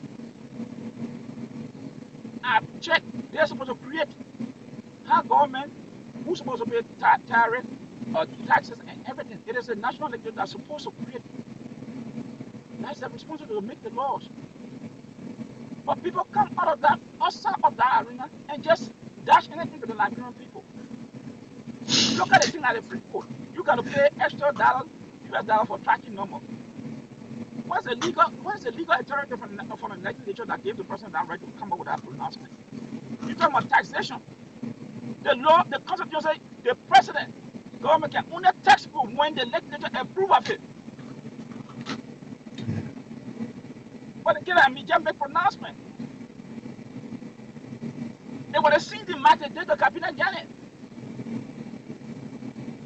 And they said they came out, oh, the man stopped the road fund. No. That is a tax you putting on the people, business for whatever. If the challenger, the only place can decide is the Supreme Court to interpret that law. And business will raise issue with that. But the usage misinformed the Liberian people that this man was stopping development progress by putting a hot toll to road fund. No, because citizens have complained. And when citizens complain, it is the right to go to the law to seek redress. That is the right place to go. And the justice in Chima said, hey, this has a constitutional implication. So my one cannot decide the case. It has to be decided by the 4th bench. So therefore, I will put the provision on this that the 4th bench will decide. And people use it to go against this man. To show you that the House of Representatives has been compromised by George Weah. And people wonder why these things are not being told, are not being discussed. It is a corrupt system. And for some of your listeners, the way the House functions is that every member of the House, before you bring an issue before you have to write the speaker. And the speaker has to okay to put it on the floor. If it is not so, you cannot get up and discuss it. That is the parliamentary procedure in the House. And because Buffer Chima is corrupt, he's now President Weah. He silenced everybody who wants to bring any issue on the floor that tends to question the government. These are critical issues in Liberia. Yeah, they are. They are critical issues. Take, for example, if people cannot get light in the community, the chairman of LEC in the House of Representatives supposed to summon the donation director LEC to come and ask him why these people are not getting services. Exactly. But that cannot be done when the speaker doesn't approve of it. So people should learn these things, how government functions. And because the entire government has been compromised by George Weah, these are the results we're having. That elect or appointed official cannot come to the House of Representatives to answer questions or to the Senate. Because why? Corruption is the order of the day. The justice minister will not come to the House to answer any question. Because he feels that he will call the president, the House want me to go. The president call the speaker, hey, don't call the justice minister there. I don't want him coming there. That's it. But we'll have a true system where everybody will have the opportunity, or lawmakers will have the opportunity to call ministers, directors, to answer questions or concern for the constituency. Then that one will start seeing transparent justice. But in the light of all these things, it cannot happen. We have a corrupt system. Musa Dean, just as a man, when people are like criminals, he is the one that's supposed to be there to prosecute the people, the Minister of Justice. He takes the place of the government to represent that victim. The rape murders in Liberia. How many rape cases that the Minister of Justice, to the Solicitor General, has been able to successfully prosecute? Because Minister Dean doesn't care about the Liberian people. He doesn't care. He don't bear. He don't share the pain of the people. Because if you are doing so, you will not come out yesterday to tell the Liberian people that no money missing. All right, then. No, finally, let's say goodbye to somebody on this platform, because I've given them good time, a second chance to be here for some time, but it seems to be they want to abuse the right. Yeah, Amos, you know, what I would promise everyone on the platform is this: as soon as I finish with this video, I'm going to throw it in his inbox. I want him to watch it, because like I said here on this platform, he is my brother, and we have talked a whole lot, and I have shared my personal view with him. Let me share this on this platform again, so when I share the video to him, he will know that, you know, I mean what I said to him. So by the time we finish, I will throw this video to him, send it through your WhatsApp. He's going to watch it, let him hear what the Liberian people are saying. And unfortunately, he won't be able to read the comments because he's not on Facebook. But okay, Amos, wrap up a little bit. Let's see whether we can. Let me just lastly close on, you know, that letter from the CDC. Someone sent it to me yesterday. Someone inboxed me the letter, and I look at that letter, but I never had the time to call the gentleman to talk to him, to ask him. But I look at the letter. But these are some of the things, man, we are seeing, and some of us saw this in way ahead, that the CDC-led government will want to rig the election in Liberia. And these are the hallmarks that you're seeing now. And people kind of tell you, oh, the letter is not authenticated. Where you get a letter from? But why you can't call Molu to answer that question, whether he wrote that letter? Why you asking her? You are not forced to come on this platform when you know that what we see is not true. Don't come here. Just stay back. Or if you want to argue the point, show your face. Come. Because some of us are not afraid to put our faces out there. Like me, I come on the show. I write, but I come. I appear on different platforms. I'm not hiding myself. Because I want someone to come so we can make this argument. To serve to the Liberian people. But more than this is what I always say. When you got poor people, there's no disrespect. I'm a poor person. But once many people seize power, this is how they become dictators, because they have tasted power. And they are afraid for what they had accumulated over a short period of time. So now they will start going desperate means to protect what they had accumulated over that period of time, because so they're afraid that people, if they leave in a short period of time, people will question it. So in order to perpetuate the power, is now to get in criminal activities, voter fraud, trucking people, all kinds of things they will do to maintain themselves or to keep themselves in power. And this letter is just a beginning of it. Why you want to bring 15,000 people from out of town to put in a community? Is that a democracy? Is that a transparency you were talking during any time? Is that a Liberia? You people say you want to build a democracy. Is that a democracy that Molo you want to build in Liberia? By bringing people in different constituencies to vote for your candidate? Is that a one man, one vote that you people have been championing? So it comes to the point to leave me with this note, with this talk. So it means that the election that went in Liberia, there was some fraud and irregularities in the front of the government. Of course. Because this letter it just authenticates what I'm saying. Yeah. From that letter from Molo, this is just to prove what I'm saying. Because if they had not done it, well, what we encourage you to start thinking about it now. And I will say to Mike, I want to know how Molo is paid. Who payrolls he on? Because if you write in the Minister of Finance, Deputy Minister of Finance, when he can so it means that the Liberian people are paying the CDC party. I want to know who contribute to that party. Let us see the roster of those who contribute to keep that party running. It means that Molo called the chairman of LP and said, give me this one, give me this one, give me this one. This is how the guy living on the back of the Liberian people. And this is a wake-up call for the Liberian people.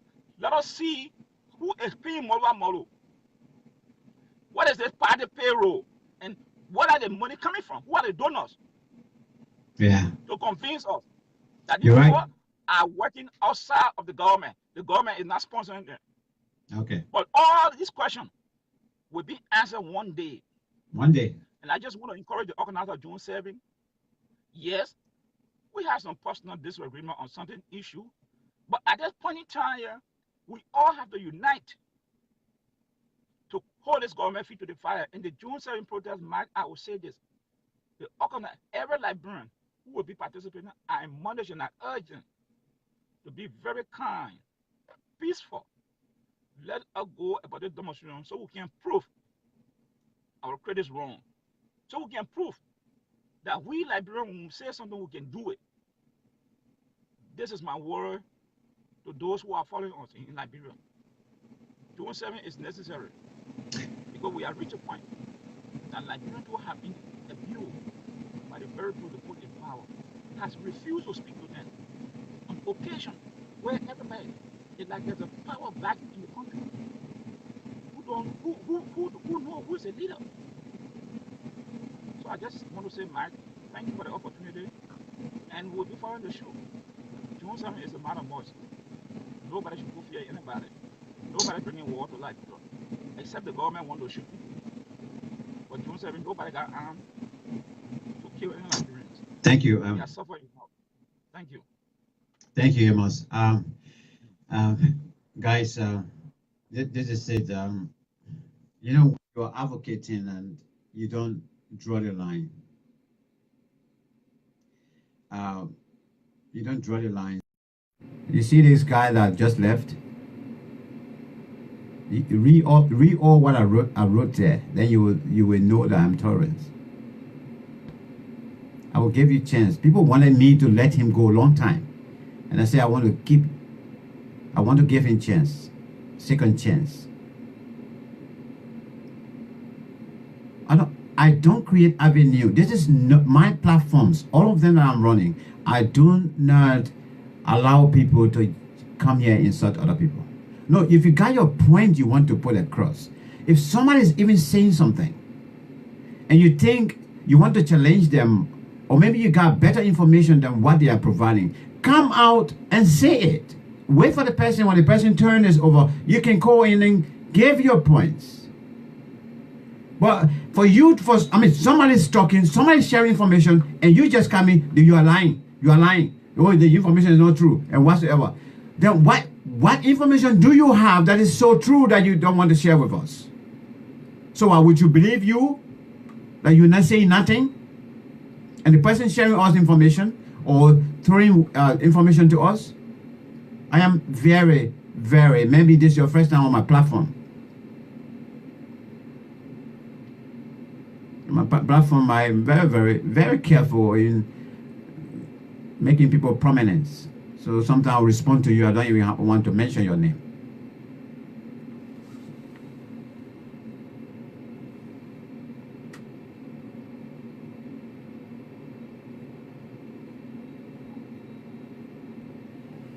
Let me go to Darfur, all the way there. But this is it. I would take some of your points. Oh God, I caught up with time now. It's about 4 minutes to the hour. I'll have to leave. Maybe I will just add about 15 or 20 more minutes there before.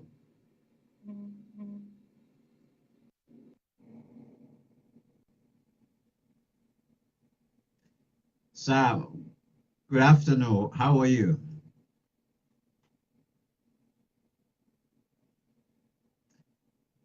I hope the network will give us some chance today as well, like yesterday. Sam? Yeah, yeah. Hello? Okay. I think it's getting. Thank you. How are you today, buddy? Welcome. Hello. How is that end? Thank you very much. We're trying to. It's already late. You stay in Sudan, right? Singapore. Oh, Singapore now. Okay. Yeah. Welcome to the show. I mean, you all the way over there. I mean, you engage with work and family matters and everything, but you are always following development back home as well, you know, and trying to know what is going on, trying to make your own contribution. Today, we decided to flag out the issue of the $25 million.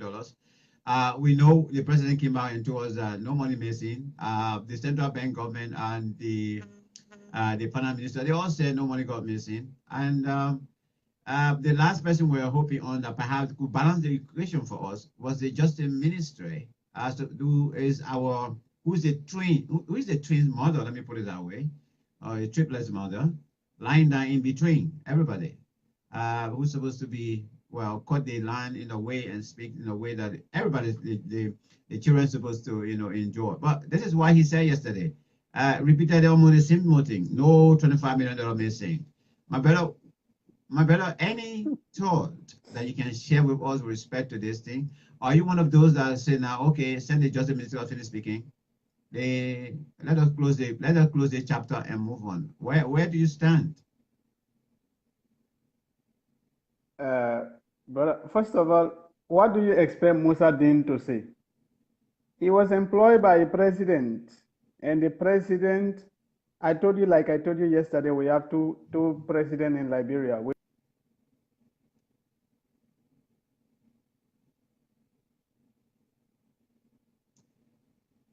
We find difficulty. I think our brother is all the way there in Singapore. Yeah. Hello. Yeah. And Hello. network is giving us problem. Yeah, Mr. Noah, we still there. Okay. So it's like the man get nothing to do. He was told to go and read. You saw him reading, right? Oh yeah, you are reading. And good. And you know what it means, right? It's a puppet way of. Mossadegh is a landed, well-educated Liberian. He should not be reading to tell us about facts. You know that? So if he is reading from a piece of paper, then that paper must have been written by someone and give to him that this is what you have to go and read to the public. And that is it. Nothing is going to come, going to go about. But you know, these guys are balancing. They need to convince the international community that they are actually working. And so in doing that, they have to continue on this kind of, but at the end of the day, if there is serious tension, they are going to sacrifice one person. Trust me. If they can sacrifice the bank governor, I think it's okay. But do you know that the bank governor there were rumors, the reason why the other person resigned. These were unconfirmed rumors. But the reason why Milton Weeks resigned was he was told to have done this particular game that was played, and he refused. This particular game that was played initially was not meant for how you call it, for the reason it was used for. There were rumors in the public that the government wanted to make use of the reserve. And so, according to the rumor, Milton Weeks refused to take that money from the reserve. So he was told to resign. And he left. So Patrick came in only to accomplish a mission. Only to accomplish a mission. And now that he has accomplished a mission and there is so many noise, it's possible that we could sacrifice him just for us to get the way clear that yes, we took action against at least one of the persons involved in the whole saga. But the reality is, my brother, don't expect Musadin to say anything. Don't expect Musadin to say anything. And I will tell you that there could be a very good relationship between Musadin and Archibald. This whole problem, I had a paper putting, blaming Musadin, that Musadin is not the problem. Musadin is not the one messing that country up. The president has a legal advisor who is Archibald. What is Archibald's work? Is to read every single document that has a legal implication and advise the president accordingly.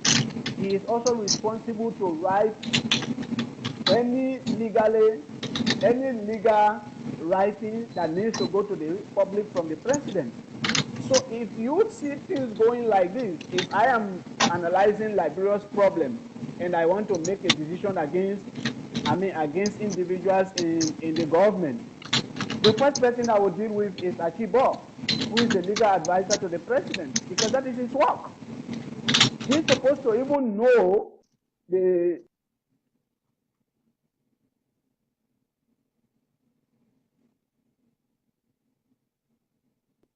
Okay. I think we're losing Mr. Noah all the way there.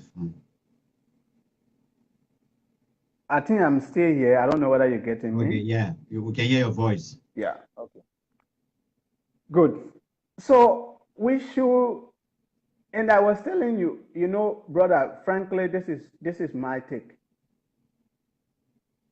We have pushed for this thing for too long, and we keep to push for it for too long. But if there was a serious political party in Liberia and serious and trusted individuals that we are moving together, that are moving for the good of Liberia, this is an opportunity for us to use the same game that was used in Sierra Leone. Those guys, we are sitting down there, we are studying the government, and they knew exactly when they take power what they were going to do. Then they knew that every single ministry was running their own account. So they knew that by the time they take over, the following day, they should have one consolidated account for the whole country. The second thing, they knew the number of corruption cases that we are going around. So when he was taking power, he knew who to appoint as the head of the Anti-Corruption Commission. He nominated a boy that nobody could challenge in their country, because the boy went to school in that country as one of the best students. So with his background, there was no way anybody could condemn that boy when it comes to merit. And when he appointed him, he gave him immediate mandate that you have my fullest support to go after every single corrupt individual in this country. And interestingly, you know that the cases were already there. The cases were already on the docket. The investigations were already there. The files were kept. So they never needed to go and investigate. All they needed was to open the file and take action. Most of the cases we're supposed to prosecute in Liberia, most of the cases that we're supposed to prosecute in Liberia have been investigated and the reports are there. So why worry about these people? The two reports, the summary report that they are reading to us and fraud report is already there. Nobody can change that report. It's already there. The day a serious government takeover, bring these guys to book. Bring these guys to book. If a president has built mansions within a year that worth 20 to 30 million United States dollars, whether you yourself you're sitting down over there, even if it is your own money, you will not invest that kind of money that way. You will never in your life, money that you earn by yourself, I cannot have 30 million with me and invest all that money within a year. It's not possible, except if I'm trying to hide from something. So we have a complex problem that you won't expect Musa Din to say anything. He was appointed to run this kind of government, and so he has to continue to defend them. There's nothing he will do, brother. There's nothing he will do. But we are just having a country that we feel sorry for, and our people continue to suffer day and night, and it's affecting you and myself, because now, like the last time when you went back home, you left your car and somebody just came and opened it. You took what they want to take. Yeah. And that is just that is just a minute of the real problem. Who knows what will happen from now to 2 years? Who knows? Brother, imagine all our hospitals now, we don't have medicine in it. No medicine. I'm receiving, my friends are telling me that there is no medicine in all our hospitals now. So imagine if there is a problem. How are we going to fight it? And these guys are not thinking about that. But we need committed Liberians who will sit on the table, understand these issues one by one, prepare themselves that when they take power, they should not struggle to go and look for evidence. The evidences are already there. GAC has enough investigation.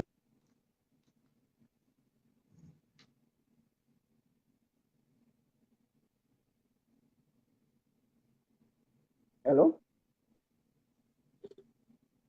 Yeah. Are you getting me? Yeah, you're coming in and out. All right. Let's see. A big thank you there to Mr. Sanoa, all the way there.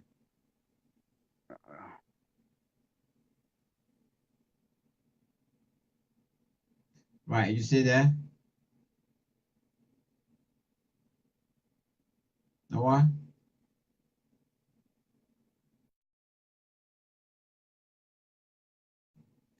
Hopefully, let me go back to the dashboard. I gotta read some of your concerns here. Zedi, what is Zedi? Okay, I'm not sure we are friends. Zedi, you need to send me friend request before. That's how the Facebook live thing can work. So long you're not friends, even if you send request, it doesn't work, and the person can be able to add it on. All right, so let me go quickly to read some of your concerns as well, fellow citizens. It's great that you are part of this discussion here. We're talking about the money issue, the response from, or the letter that was read, or communication that was read, like my brother said, by Councillor F. Musadin, the Solicitor General of the Republic of Liberia, where he said, and I quote, no 25 million is missing. So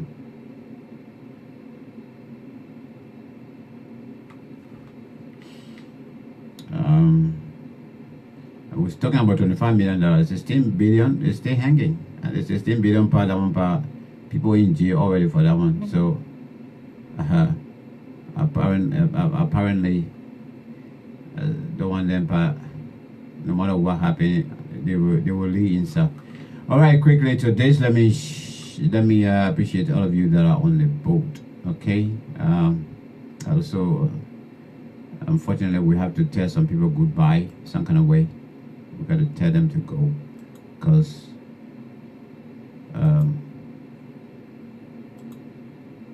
the 25 million. We keep asking, but it's not easy. All right.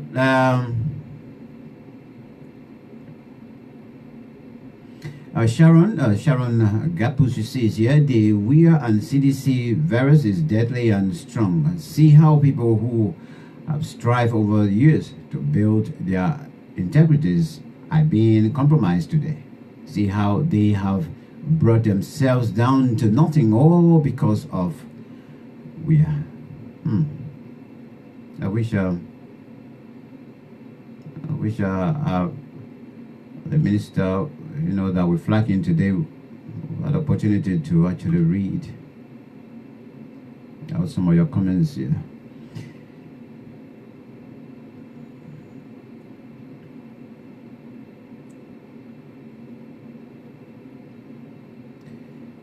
I'm going to do some editing here. Sharon is back to say, it's our time to get rich and enjoy the privileges of the presidency and serving in government.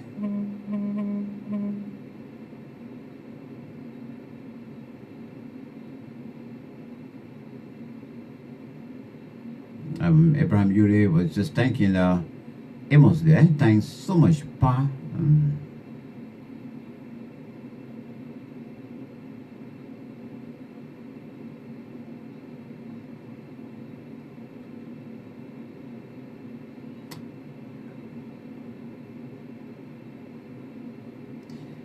Okay, let me.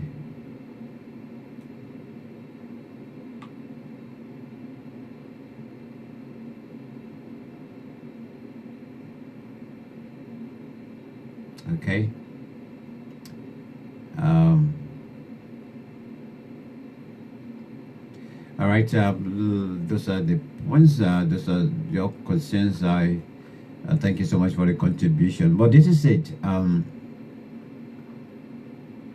The mantle of authority is normally given to our leaders and things, and we expect them to lead us, to represent us and represent us adequately, irrespective of political differences. So when you sit in that chair, you are there for each and everyone. At that time, you don't draw party lines. Yes, you can do your recruitment in terms of who work in your government, who you want to bring in also, by sidelining other people also. But at the same time, the majority of the people, the country as a whole, are the one that employ you. These people are the one that employ you. And so when you sit in that seat, your responsibility is to them, not to you personally or to any other person that is closer to you any longer.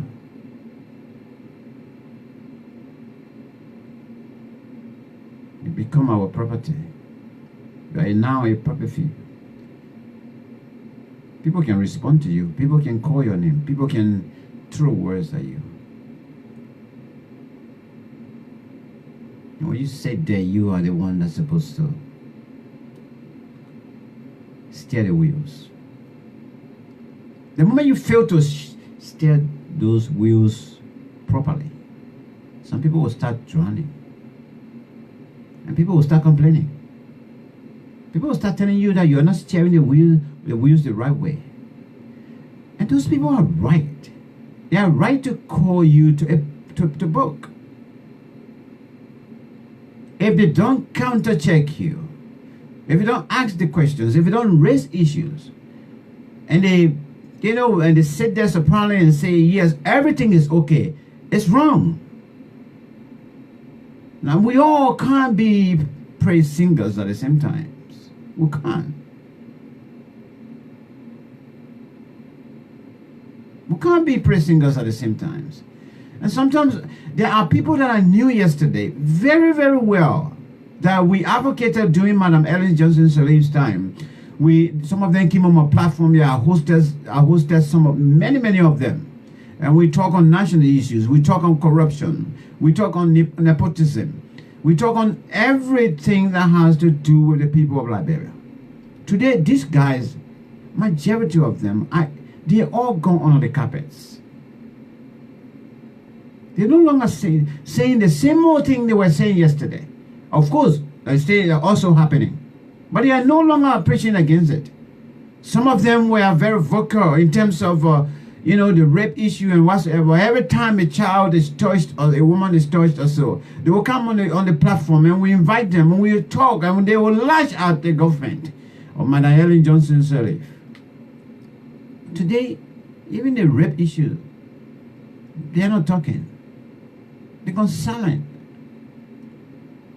Why should this be? Oh yes, a lot of them, many of them.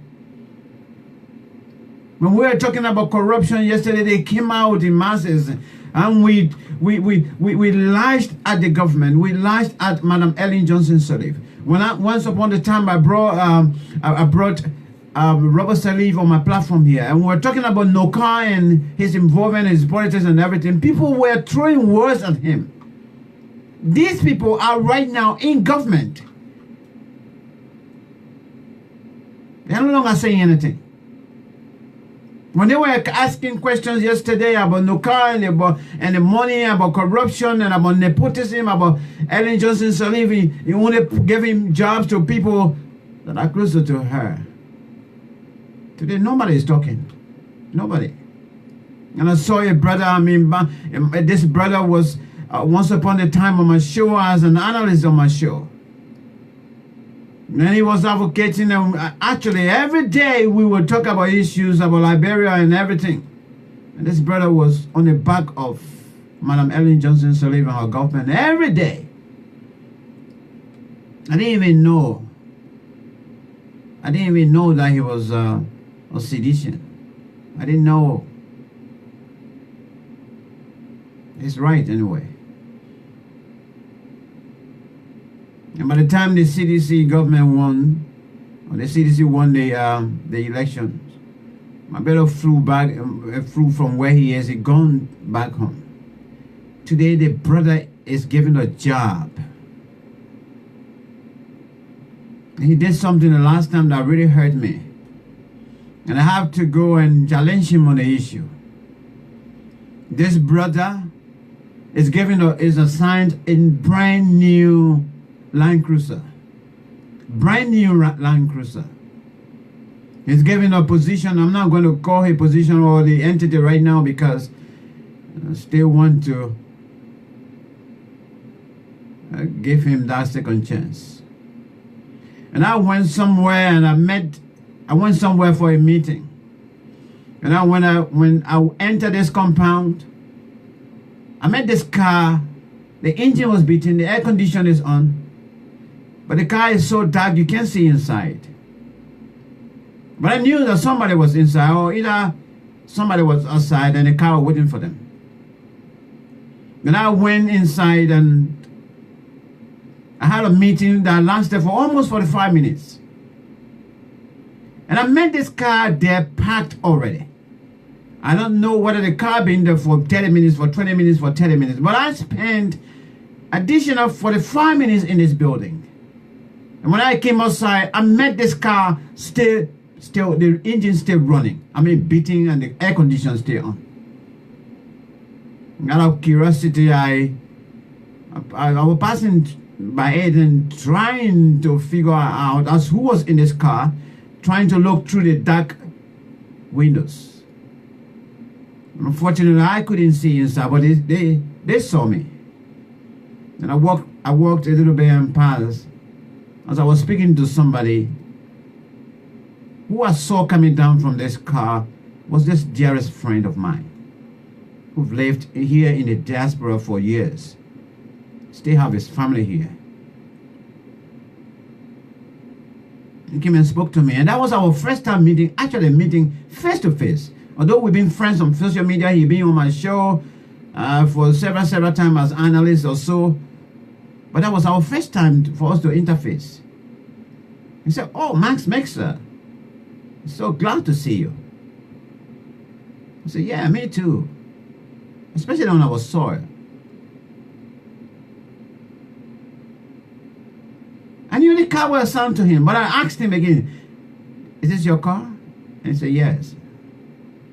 That's my office car. That's the car that's assigned to me." And I nodded my head. I said, oh, okay. And from there, he said, we just offer, you know, we have to have lunch and whatever. I said, okay, yeah, I'm open for it. It'll be great for us to meet on the table and have a discussion.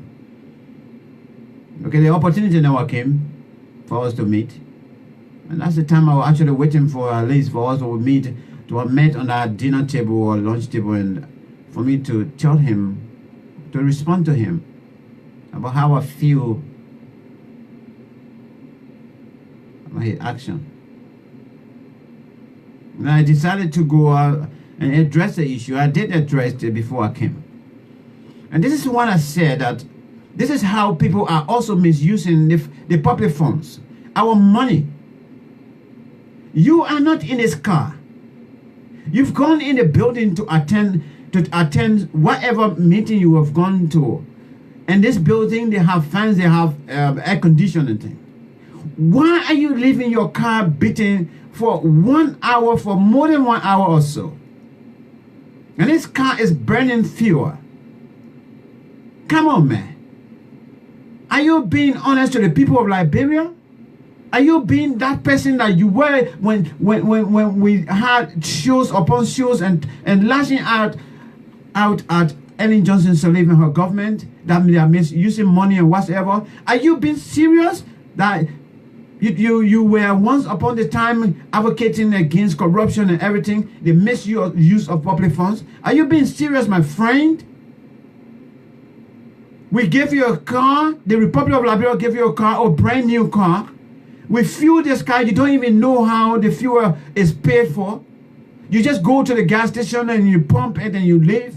And you go somewhere and you leave this car beating for hours, countless hours, only for you to return and you sit inside for the car to drive you again. Who are you? Oh yeah, I got to. Let me see if I can take Abraham and then we just wrap up. I decided to end it on this one here. The people are misusing already. This, I mean, issue of corruption just hanging around this government or whatsoever. And some of you will get your position again and give you car and give you everything. You give you generator to your house. We put in fuel, everything inside every day. You're abusing it. You're abusing the Liberian people. You're abusing our rights. And we have every right to talk back to you. But this is how some of us will use our platform to tell you the truth. You're my own friend. You're my brother. I think we're even from the same county. But I'm not going to sit there and allow you to continue doing this. You got to stop it. Distance from it. When you park that car, when they send you to that place, when you go into that meeting or so, my brother, switch that engine off. Let your driver get outside and sit down and wait for you. Okay, Abraham, we can't get Abraham. It just dropped again. I'm so sorry, we can't get Abraham. Abraham, if your phone cannot turn automatically to the direction that normally the presenter is presenting, then you have to turn your phone horizontal, and then you okay it. Try it that way. Yeah, turn the phone, because I'm using horizontal, position. So you can also use the phone horizontal position. You gotta be smartphone. If you're on, let me tell you this: if you're on a computer or you're on laptop, or you sometimes, if most iPads don't even do it, smartphones are very quick. And sometimes some of us, if we set our phone to automatic rotate, by the time you want, or somebody want to add you on platforms like this, it will just turn automatically. On some phones, you have to do it. You also have to do it manually. If you placing a call or accepting a call, you have to go in the position that the person is in. But this is it. This is it. It just dropped again. So I think we're going to stop there. This is it. Liberians, we are so dishonest. We sit, even we cause all the noise. We sit there, we lambast at our government officials. Maybe when they're trying to pave our way, that tomorrow we can be somewhere. And when we get there, the very people we were talking about, we were advocating on their behalf, we forget about them. will begin to do things that will even affect them more. When you spend 10 minutes, that car is just beating. Your engine is just running. It's just standing there, stationary, just there. It's beating. The fuel is burning. That 10 minutes you're taking right now, you know how much you're spending? That money you're spending, you're misusing there. You can buy some paracetamol and send it to hospitals. You can buy some needles and syringes and things and send to some kind of hospital. Hey man, you can't even think. When you leave that car beating, you know how much you're losing, how much you're making the Liberian government to lose. That 30 minutes, that 40 minutes. Sometimes people got to think, man. Common sense, man. You got your degrees abroad. You work for, some kind of government, local government or so in the country that you're in. Only for you to go back home and you're behaving like this. You say you're big shot now. You sit down in the car. You should leave your car beating like that. You should, the car should be beating 24/7 unless you go back home. Hey, my people. The advocates that you were talking, that the advocates that you were doing, man. When I had you once upon a time, we were talking about, when we saw a video that our people went on the garbage dump and they were eating, they were picking there to eat, and what they were doing, Madam Ellen Johnson Sirleaf's time. What happened? You came here, you lashed at Madam Ellen Johnson Sirleaf, that she's subjecting our people to poverty. You talked to them. You talked to her and her government. That day, I still remembered. My brother, man. You think what you're doing is not causing a hardship to the Liberian people? It is. It is. But just common sense. And I will keep talking about this, not only for you alone, but for all of you guys, all of them that are involved in this. They have to desist from it. When you go somewhere and park that car belongs to the people of Liberia. It is the people of Liberia that fuel in that car. When anything happens to it, it is the people of Liberia that pay for it. When you go and park it, please switch that engine off. Switch it off. That little time you take in to switch that engine off, number one, it will save the planet.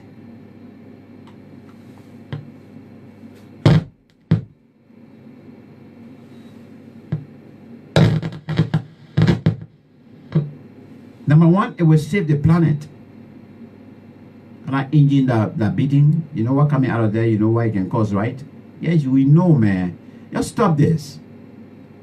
Number two, you are saving money for the government, for the people of Liberia. That little amount you're saving for that hour you park in our car, you know why? That little money, it will make a difference. It will go to some kind of a clinic, some kind of a health center.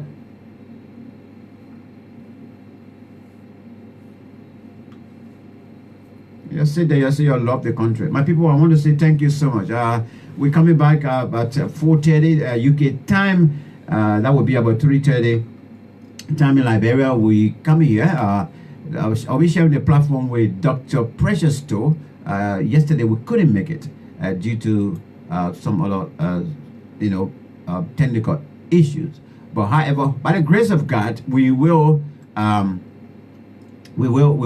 back. We'll try later on. If we do come on, of course we'll be able to do it. Me, I can tell anybody, I am talking all of this tomorrow when I decide, I say I want to step in certain shoes that I can give back to my community, and they give me, and you're giving that car. These things I'm saying here today, I want it to haunt me. I saw Solomon George. I met him. I said it last time. I say the Solomon George that people have been talking about, when I met him, it was not the Solomon George. I even have to ask this man, Solomon George, why didn't you tint your car? Because Solomon George's car is not tinted. The one I rode with him from his office to the Minister of Education. It's not tinted. It was so surprising to me because and I don't want to use the wrong language, but every little ones that they gave job to and they assigned car to them, the cars are tinted. Those ones that even they spend long time in the diaspora, that they've been having cars or so, one day they never spend their own money to tint the car. They are all tinting cars now. You don't see them inside. And I even have to ask Solomon George, I said, why is it your car not tinted? Because this is surprising to me. And Solomon George's response to me was, Max, when I was looking for this position, I never had a car like this. Even the little car I had, it was never tinted. I put the window down and I talked to the people. The people see me through the windows and from the distance or so. Today they're giving me power to be their representative, to be in the house for them. Why should I tint my car to hide from them?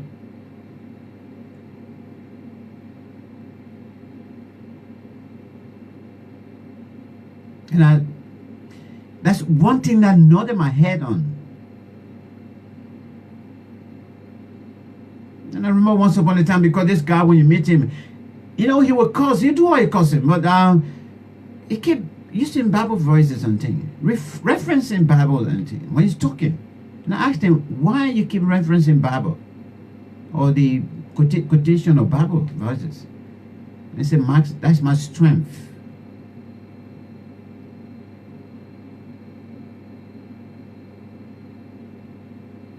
I don't know. I spoke to a lot of people, a lot of young people in your constituency. But that's my constituency too. I grew up in there, behind Ducal Palace, that rock culture area, around Cathedral. And I went behind the scenes to talk to people. And people I met, they say, they make good, they make help all, they make help young people. And I went to the office again, I seen something different. People just sitting there and calling their inside one by one. But then at the same time, he was cussing. But then when I look at this man, I say, you know, in my own analysis, I say, well, the cussing aspect, that's Solomon George. But the way people are talking about him, it's a different animal, different creature. And for him to tell me that he will not tint his car, that because he is representing people and the people should see him every time and then, in Liberia, even by the time you give them the director position, if they can afford to buy a car, when they buy it now, forget it. The car will be tinted. Sometimes they will tint it and leave small place at it to see through the windshield. Very small place.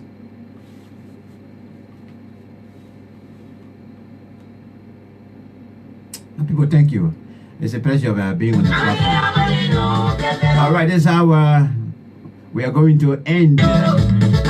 This is how we're going to end the show this afternoon. Profile Liberia. We've been talking about the response or the press briefing held by the Justice Ministers yesterday. Councillor F. Musadin. Responses from Liberians as well. Thank you so much, all of you that participated on the show. Those of you that called in, those of you that actually put your points forward. Trust me, I'm going to share the video right after the show with the minister through our other mediums of communication as well. Let him listen to what the Liberian said. Thank you very, very much. May God bless you. Indeed, may God bless the continent of Africa. And above all else, may God bless Mama Liberia. I am out for now, and by the grace of God, I'll be back with you in a couple of minutes. At that time, I will be sharing the platform with Dr. Precious Tor.